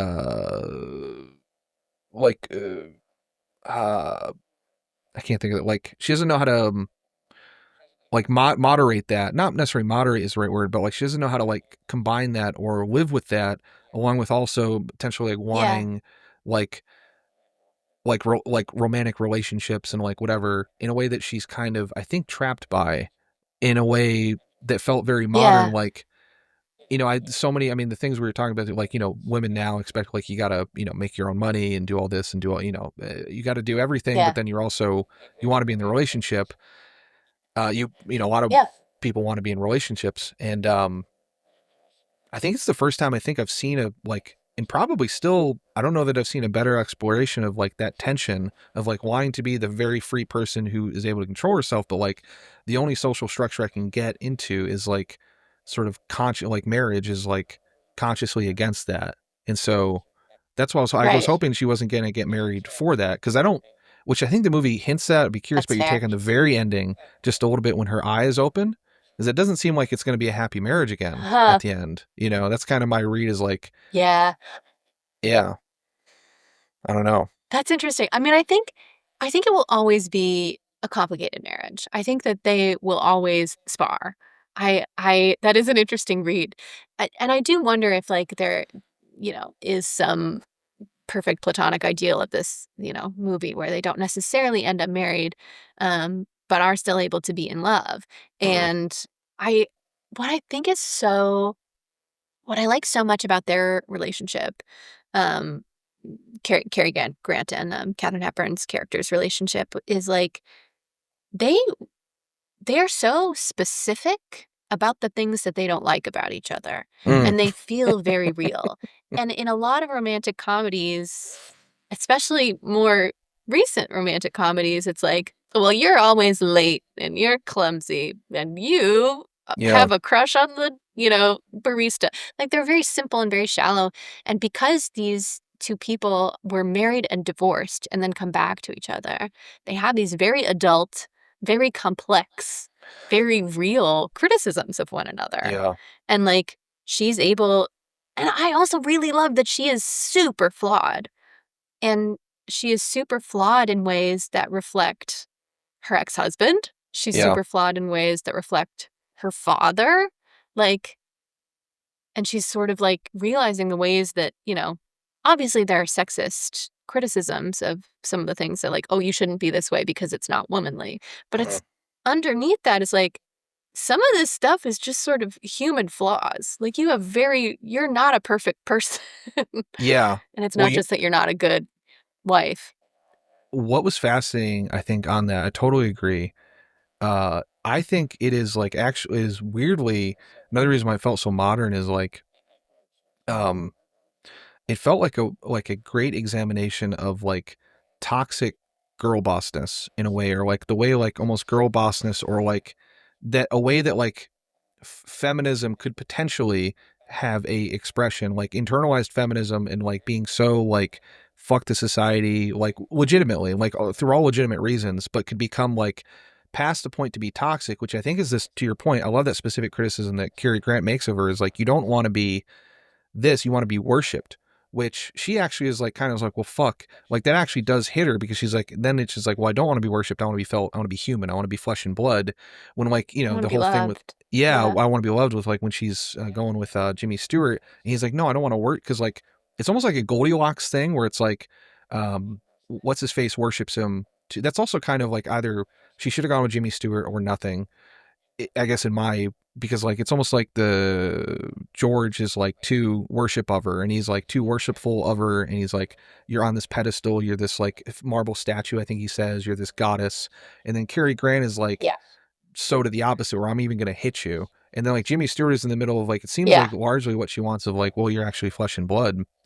But that's just the topic. To your point, I'd be curious your take as a gal, like what, I haven't necessarily like seen that like in the last like 10-15 years of romantic comedies, or like, not that I've seen every one of them, but like an examination of some of the potential toxicity that exists on like almost like because given Hepburn's like involvement in the production and like writing and like getting this done, it almost feels like very in the way that like a like Mission Impossible is a Tom Cruise movie. Like more than anything else, it's a Tom Cruise movie. This felt very much like it's a Katharine Hepburn movie of like that she is the primary like sort of creative force behind it, especially because of the way it explores, I think, that of like, well, shit, have I girl bossed myself so much that I've become toxic in a way that like, it almost feels like that'd be a dangerous criticism to make now because of like, you'd be like, what are you selling out women? Or like you're selling this, but like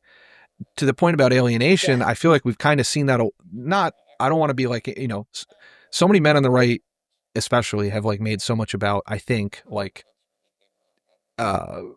oh, it's like it's women's own fault. Like that's the pejorative, right? It's like women's own fault that like no one goes up to and talk to them at the bars because you guys have put in, you guys, not me saying this, like, you guys have put in a situation where, if we talk to you, you're going to say that we raped you or something like that. Like that's like the complaint you hear from a bunch of loser guys, right? About like why men don't approach women as much. But that's obviously not true.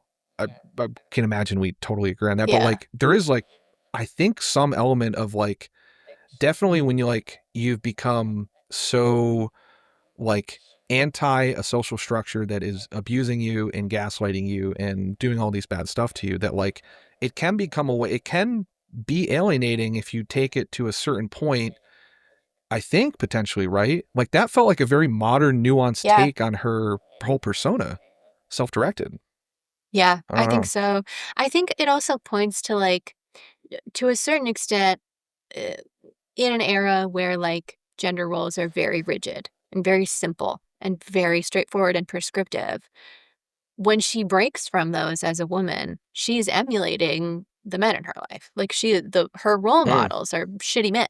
And so she has these shitty male characteristics, which has less to do with her being a woman doing it wrong and more to do with her picking bad role models and like absorbing those. And it becomes like no, you're a bad person right now. You're just being a bad person. It's not that you're a bad wife.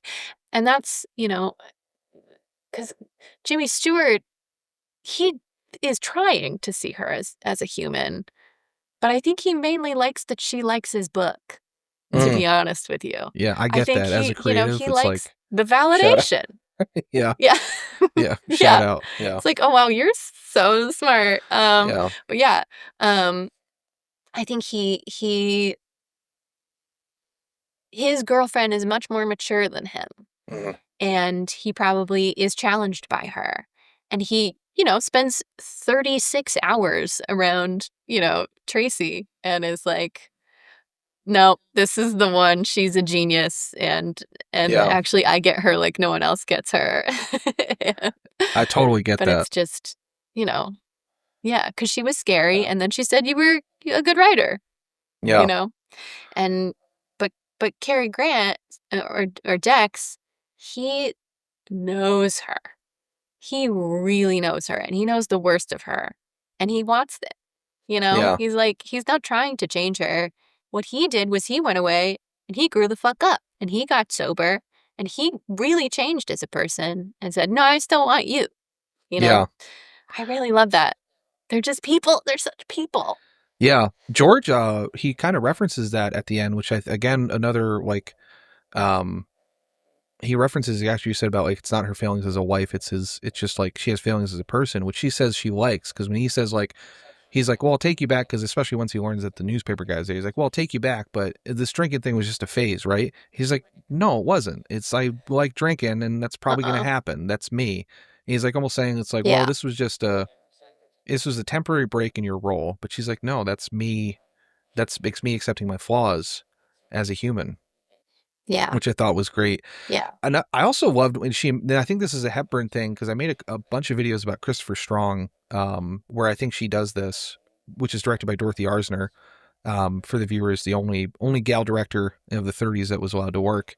That movie has weird like allyship between women. And so that was another thing I was like, holy shit, this is so like, it felt very Hepburny of like, she doesn't go after Jimmy Stewart because it's like, no, that's like, I don't want to come in between another woman who obviously loves it. It's like there's a moment of like woman to woman allyship that I thought was like, again, shocking, that I think I've only seen really in like, I mean, even Mankiewicz, like he, producer, he famously directed All About Eve, which is like probably the most like women killing each other for, to exist in a male dominated world. Yeah. And I think like that is interesting that she's in 2 of the movies, given her, private persona as well, that she's in the 2 movies that I've seen that. Cause I was like, oh man, I wish she would go with, like, she should go with, maybe it's because I just had a recent Hinge experience where like some woman said that, she liked my TikTok, and I was like, that feels pretty good. So maybe I was like, oh, she should go with, maybe for that reason, I was like, oh, she should go. One. Yeah, he's the one. He's the one out of the 3. But then when she said that, I was like, oh, it should be no one. It really should be. It should be no one. It should be not Cary Grant, especially not George, not not Jimmy Stewart. And I was hoping, and not her father. I was hoping she would just like, I think my ideal is that she just sort of like, I thought the movie was leading up to this great point of like, she's just going to drive off and just like, fuck all you people. Yeah. Which like, I can't imagine trying to remake this, but if I ever did a remake, that would be my slight change of like, God. Yeah. Just go, Yeah. Because that is romantic in a way too. Because it is, about her finding some acceptance for herself. Actual acceptance. Not the sort of like arrogance that she, carries herself with, but like a real acceptance of her whole self. Yeah. Yeah, that's nice. I thought it would have been more, it would have been slightly better because of like if Cary Grant like if she broke up with him, or like, they got divorced, whatever, and then like he does get fixed up, but then like if he has this view of her and like she's like, oh, I do, like it's almost like a, maybe would have been slightly better, I think, if like it's like, oh, I've internalized some of your thing and I don't like that about myself, but that doesn't mean I'm going to go with you. And then like her fling with Jimmy Stewart, though they have such great chemistry, felt more like it was about her than about them in a way. And I thought they were kind of hinting at that in like an inversion of that, because they explored that when they when like the husband says like, oh, it's never about the woman when I cheat, it's always about the guy, like it's never about the woman when you cheat. So like I think her dad says that to her mom, and then she has like this moment where she's disappointed with her mom for accepting that. And then with George, I just think, it's like, yeah, she doesn't actually want someone to worship her, she does want a human. So I thought like, screw all of them and just, get out, I guess, would be. I was hoping. I like that read. It's hard to root against Cary Grant, though. But I do also really like them together. Yeah. What? It's just hard to root against Cary Grant because he's like my favorite. It is. Yeah. And the 2 of them together, I love them together. That is wild that this is their last movie together. But yeah, I mean that's exactly. She's being her dad, when she's cheating and she's having her little dalliance, which, they're very explicit. It's only 2 kisses and a swim in the pool, or is it? But like they have their they have their little dalliance.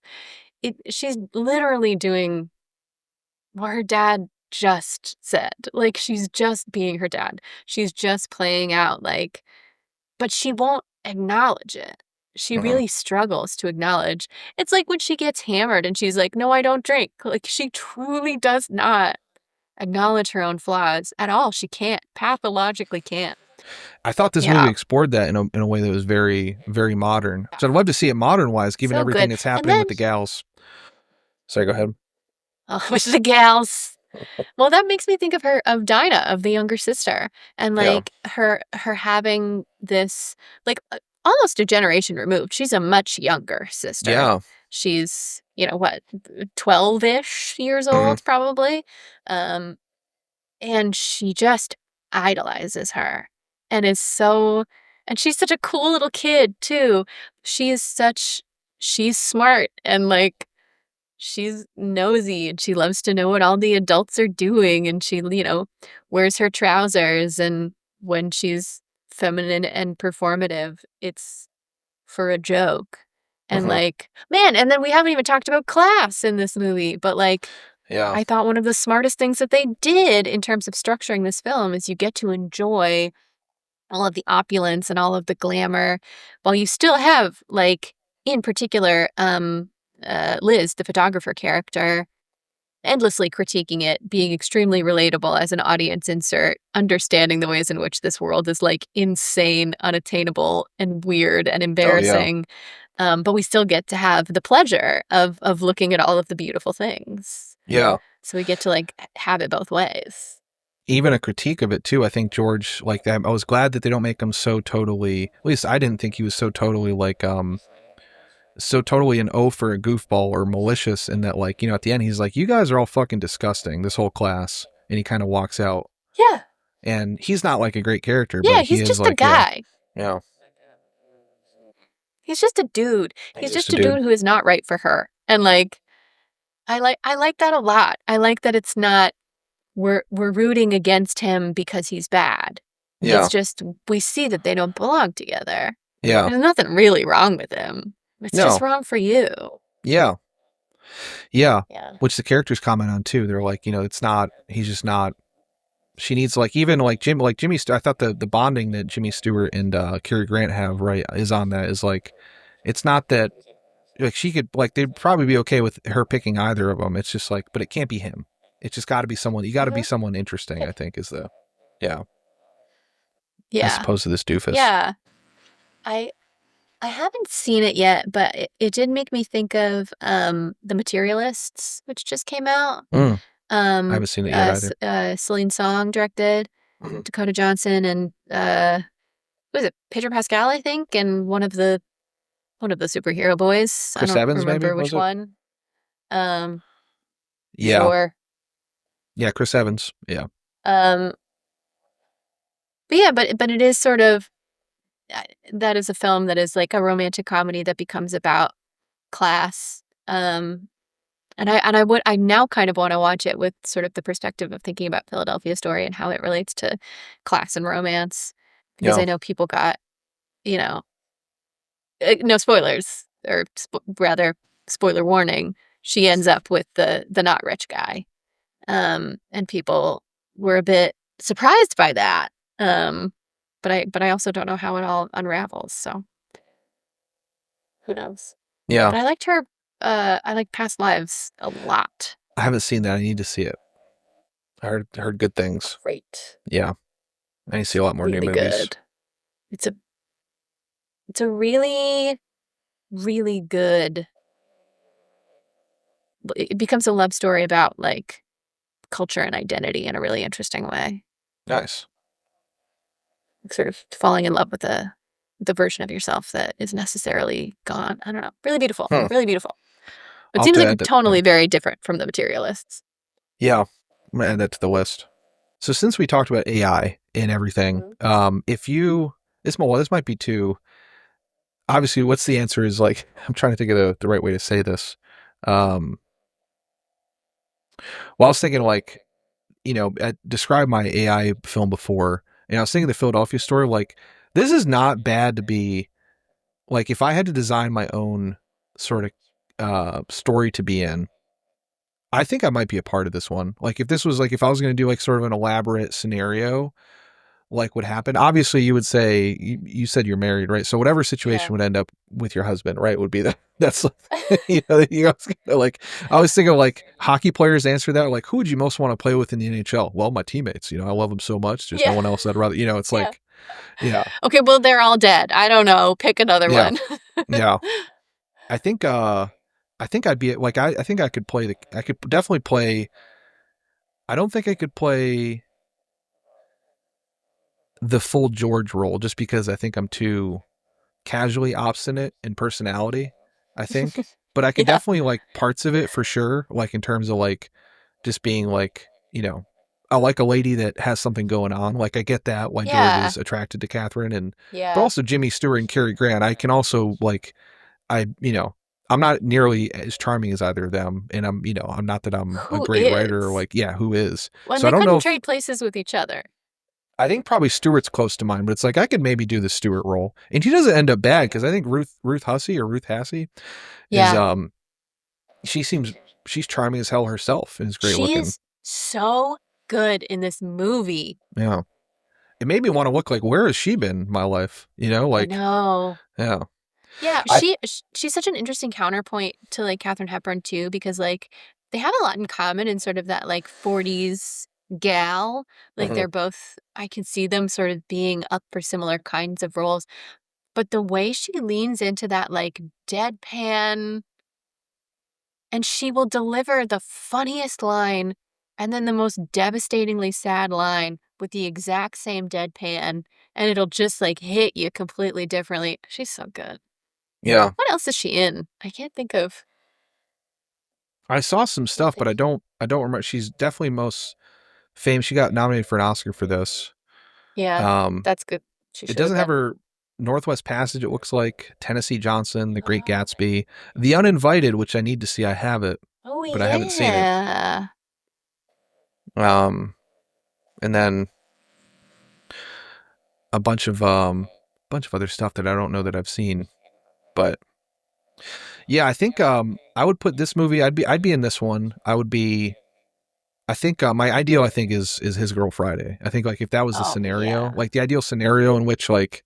So okay, so Yeah. we're talking about like you're just being dropped into this as a reality. Yeah, like I don't know if I'd want to like break up. I'd feel too bad about like breaking up an engagement, and I think there's like, but that is like they're flirting in there. It is like a consensual, and I just feel so bad for the big doofus in that movie that gets broken up with. It's just part of the ploy. Oh yeah. But I do think like the way they talk and like Hildy Johnson, that movie, that's the ideal woman, you know, So for me at satisfying. least. Yeah, That's like choice. Yeah, that's, I can't think of a bigger ideal woman than that. But Man, yeah, I don't know. I would want to be in the most frivolous, low stakes, delightful. I'm like what musical do I want to be? Like Singing in the Rain. Like drop me in somewhere where we can just break into song and dance and the stakes are low. Like So would you be the up and coming, I guess, because you're actress and whatever, right? I You'd be the up and am. coming one who's getting blocked. They'd be having to use your voice for Or what's her faces. no, I'd be Sid Charisse. Just drop me straight into the Dream Ballet. I just want to do the dance numbers, baby. Showing up like Stone Cold Steve Austin, just dancing Yeah, and getting just out. gams in the sky. Yeah. Well, she has a sad. I mean, it's not. I don't know if sad. I mean, it's the greatest dance sequence in history. Yes. And then she just leaves the greatest them. It's outfit. like a whole mini. Yeah, greatest outfit. Yeah. Whole mini movie. Yeah. I like the idea of being dropped into a dream ballet because then it's like you're already in a play within a play. Like you're so safe. Like you're in a fake environment within a fake environment. Like do whatever you want. That's a good one. I think I can't dance or I'm nearly charming enough to be. I could smoke as many cigarettes as what's his face in that movie. Sure. That he almost passed out. Like he's on 4 packs a day. The guy who does make them laugh, make them smile. Donald O'Connor. Danny Kaye. Oh yeah, Donald O'Connor. Yeah, I could do that, but I couldn't. I don't have the athleticism that he has to like run up walls and shit. Who does? Man, this is actually one of the rare like 1930s movies where this doesn't happen. Is in Sylvia, Scarlett. But one of my favorite things in like the 1930s is how often you just get someone who came up in like true vaudeville, like a real vaudeville performer, and they just get to drop one of their acts just like right in the middle of the movie. Yeah, always down for it. So special, like that for all intents and purposes, that should be gone. No one should ever have gotten to see that 50 years later, 100 years later. But we just get to like it's one of my favorite things in like 1930s cinema. Oh yeah. We were just watching. I cannot remember the name of it, but it's Mae West, and it's I think Cary Grant's first like lead role. Was in this Mae West movie. But there's just this like 30-minute nonsensical cabaret act in the middle that's just vaudeville. So she done him wrong? Yeah. Yeah. It's nuts. That's another like 1930s movie that makes zero sense. The plot is just there for vibes. Yeah, I noticed that when I watched my first Busby Berkeley movie, where it's like maybe 4/5 of the movie was like whatever, but then it's like you get to the last 20 minutes, you're like, oh, okay. This is why we've been here. This is why we've been here the whole time. I get it. Yeah. And then I just wish like, well, just give me all this. I just don't need any like that earlier stuff. Yeah. The Red Shoes is like that too. I kind of think that's the Archers. They're just like, we love ballet. We're just going to do a 45-minute ballet sequence in the middle of it. And then I actually think the rest of the haven't seen movies, it. it's. I know I'm gonna love it. I know it's You're gonna be love like it. top 10. Yeah, the ballet sequence alone is like, but on the bookends of it, I don't like it as much as other people. I think it's like the ballet sequence is not that it's bad. I just don't think it's like in the same way. I don't think like Sylvia Scarlett's bad. It's not Philadelphia Story. Yeah. For them, I've only seen a couple of their movies. It's like it's not bad, but it's not as good as Black Narcissus or Peeping Tom, which I think Michael Powell did himself. Yeah. But the ballet sequence is as good as that. It's just, but you could just tell it's like, well, we just want to do a 45-minute ballet scene. Yeah. Yeah. And you could do Johnny that. To does that, the Hong Kong director, because he's made like 70 movies. And he like made this movie a couple years ago where it's like, it has a 20-minute scene where they rehearsed for like 6 months and they're doing fake slow motion. So like they're doing like bullet time, but then like the entire, like they'll like all jump in unison like this or like that. And it's like the rest of the movie is not that good. It's like you can tell he was just like, oh, this would be cool. And he just like, yeah, we'll make it a short little thing and kind of experimental. It's like a lot of Julie Taymor movies, like the movie is like fine, but then the puppets and the dance sequences are the best thing you've ever seen in your life. Like, it's like, I get why we're here. I need to see more hers. I need to see more hers. She's a big blind spot for me. She's wild.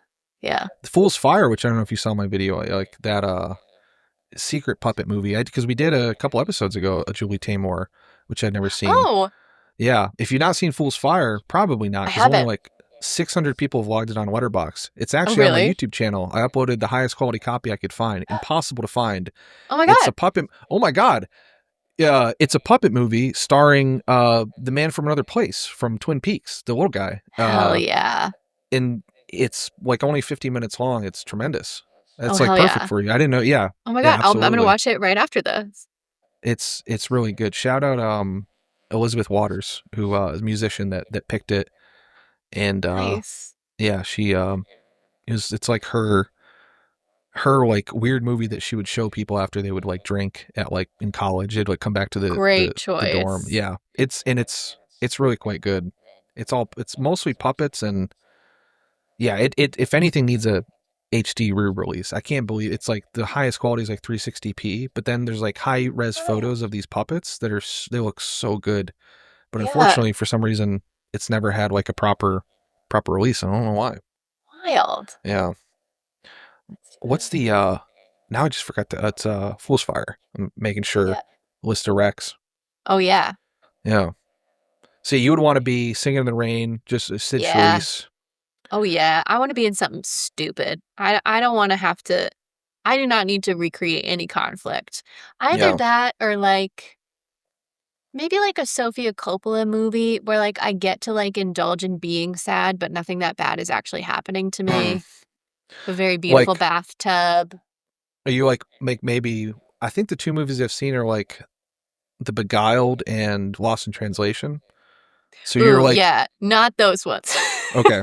Not like photographer boyfriend that is Spike Jones or whatever. Too sad. But then you meet Bill Murray and then it's Yeah. That's actually, there is a lot of that is sort of a nice like bittersweet like emotional romance. I guess that wouldn't be too bad. That wouldn't be too bad. Hanging out with Bill Murray would be fun for a little while. Yeah, hanging out with Bill Murray in character wouldn't be too bad, but I don't know if I would want to hang out with Bill Murray as Bill Murray. Yeah. That's a fair point.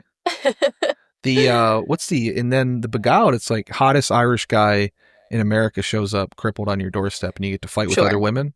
It's kind of sad, but then you get to kill him. Yeah.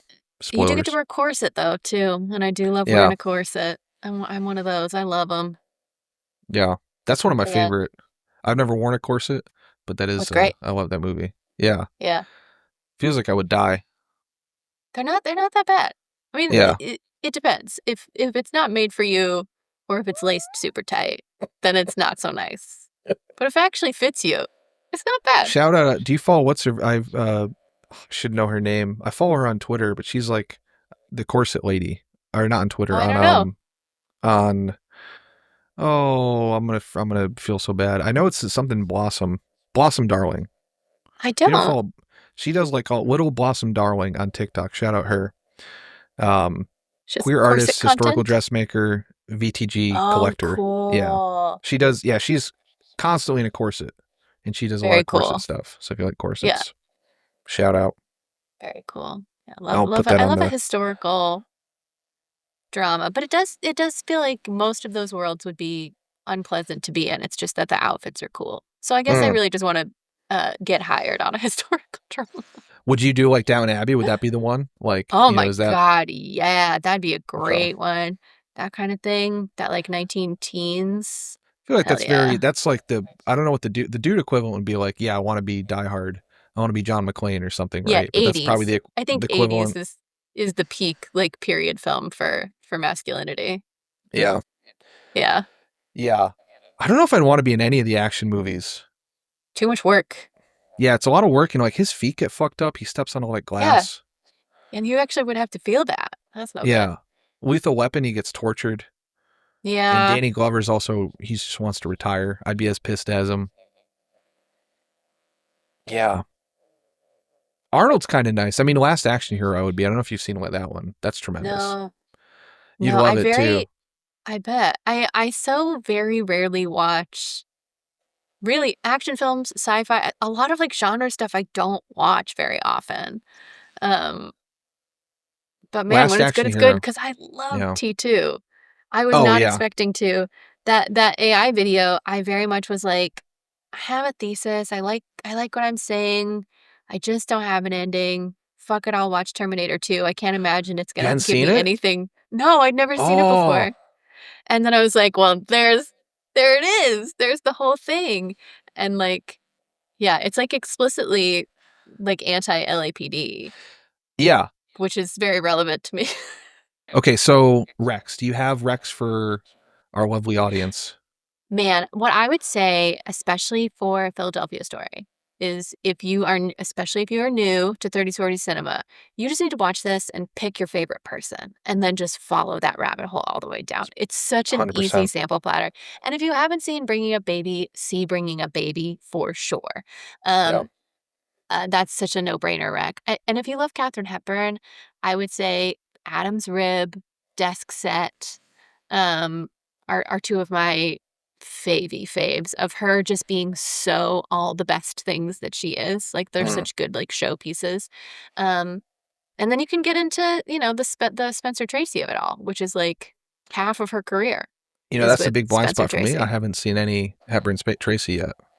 I know. Woman of the You Year, are too? in for the ride of your life. No, okay. So, well, it depends. It depends where I would probably recommend starting with Adam's Rib, Okay. which is maybe a controversial suggestion. Woman of the Year is also a great one with the two of them. And Desk Set when they're both like quite a bit older. They're both like she's like solidly middle-aged in that. And he's obviously like a little bit older than she is. And it's really quite charming. It Okay. takes place, it's kind of relevant to the AI conversations. It takes place in, it's not a library, but it's like an information desk. And they're getting their first computer installed. Okay. And so they're sort of seeing their roles be challenged and replaced by technology. That's and then fascinating. Also, in the midst of that, Katharine Hepburn and Spencer Tracy are falling in love. So it's a treat. It's a real delight of a film. That's tremendous. Yeah, I would need to. I've heard nothing but good things about him. So I'd love to do that. Yeah, and then Cary Grant, obviously, I mean that's such a great. I made a video about that one time, but it's like, yeah, I would say like don't like check out some of the lists of like 1001 great movies or like IMDb Sure. top 250, sure, but like I would still be watching a movie and being like, I like him, or I like the direction, or I like the way this was shot, or I like the music, or this or that. Like the music, if you like it, Franz Waxman wasn't like heavily musicked in this. It was like very little, but Yeah, a couple little Waxman themes. obviously did like, I mean, he did Bride of Frankenstein. He did Frankenstein. Or he did like, he is like the guy. He's like my favorite. Like I'm such a mark for Franz Waxman. He did like Rear Window, he did Sunset Boulevard, he did Rebecca, he did, you know, wow. yeah. Wow, that's very versatile. Yeah. He was known like he's versatile. He definitely is versatile because I think he also did maybe I don't think he did Bring Up Baby. He did like the 1938 A Christmas Carol. He did Woman of the Year, it looks like. A lot of these guys like just did everything, but like he is definitely the the one they go to when for like a crazy woman story, which I love, like, or like a crazy Hell queer yeah. person. Like a lot of them, he's just like the guy who like, okay, there's someone like kind of losing their mind, like in Rebecca or Bride of Frankenstein or Place in the Sun. This. Yeah. Yeah. Oh, I love that. Yeah. I definitely that's a good tip. Waxman. Yeah, Cary Grant, I mean, His Girl Friday, Bring Up Baby with both these two. Yeah. I just watched Only Angels Have Wings. I didn't really like it as much as others. I haven't seen that. Yeah. I personally wouldn't. It's weird. It's normal. I adore Cary Grant and Howard Hawks. Gunga Din is actually really good with Victor McLaglen, Douglas Fairbanks. It's like the movie that the second Indiana Jones movie is based on. The one where they go to India. It's like a straight. It's very much inspired, like from Gunga Din. Arsenic and Old Lace. Oh, sorry, I mean definitely Arsenic and Old Lace. 1,000% Arsenic. I think Cary Grant, he's a fine dramatic actor. He's very good. He soars in comedies. No one's even close to him, I don't think. He's so funny and so effortlessly funny and never like jokey. You never feel it. He's just such a funny person. Yeah. I Was a Male Warbread. Yeah, what was that? Oh yeah, I haven't seen. Have I seen that? If I did, it was a long time ago. God, I just love him. But I sidebar, just saw Raiders of the Lost Ark for the first time since childhood. Oh, okay. Holds up. Yeah. To an extent. Pretty racist, but a lot of Nazi punching. So like pretty great. Technically you can't beat it. Yeah. Yeah. And just the idea, I mean, in terms of like, I think it's very, speaking of AI, very relevant in terms of like certain things.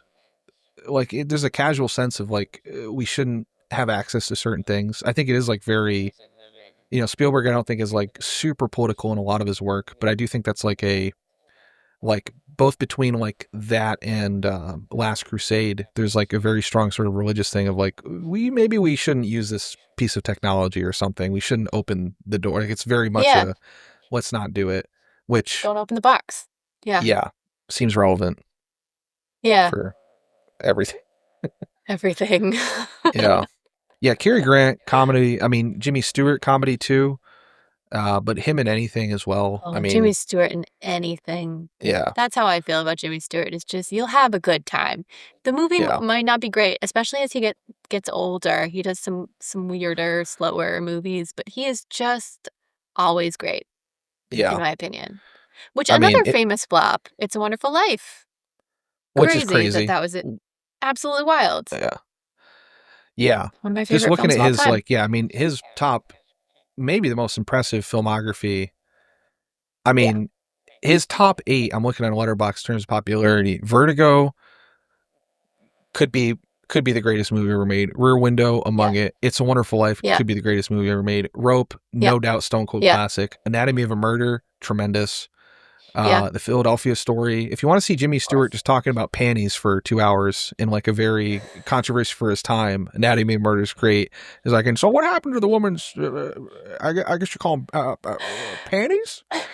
It's tremendous. Philadelphia Story.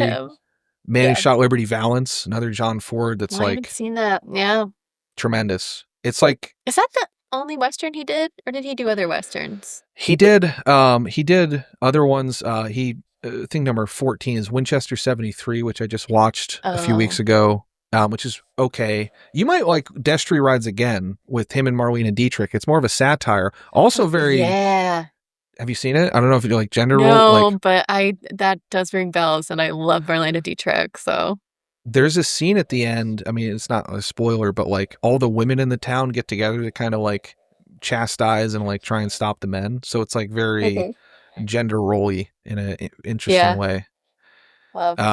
The Shop Around the Corner might be like, you could argue that this movie is not even his best romantic comedy just because of how good The Shop Around the Corner is. I know it's like, this is tremendous, but like Shop Around the Corner is one of my favorites. Pretty tonally different too, like in terms of like being romantic comedy. That is more like the blueprint for what the 80s and 90s Yeah. type rom-coms became. I mean, So literally, good, you know. Yeah. Yeah. Oh Yeah. yeah. Literally. He was also in he's in the Man. I haven't seen the Man from Laramie, but westerns. He was also in Bend of the River, which is good He's in a aside from bunch. yeah. I mean, Jimmy, he might be in terms of career wise, like almost every movie he's in is just tremendous. Like he just Yeah. it's kind of like the Tom Cruise of his era, where I feel like they just know how to pick movies.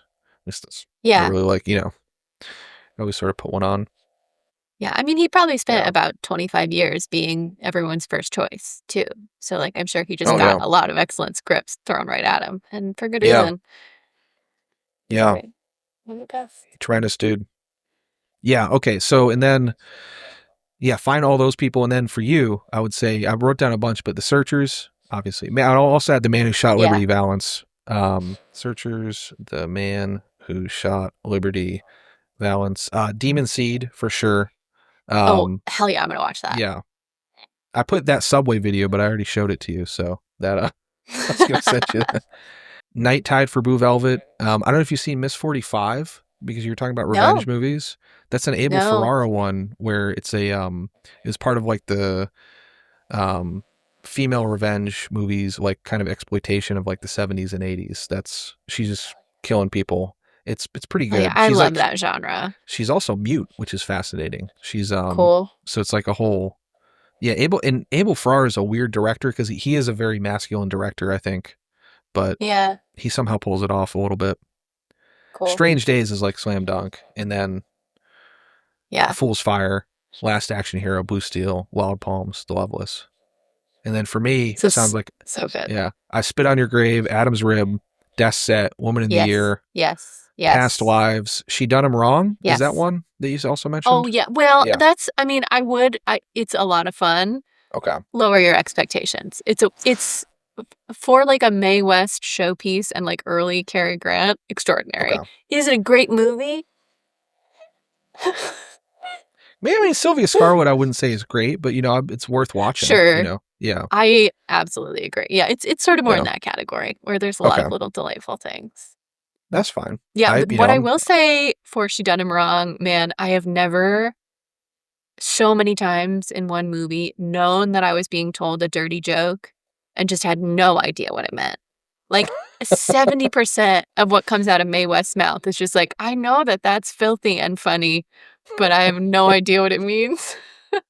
That's awesome. I love that stuff. It's fun.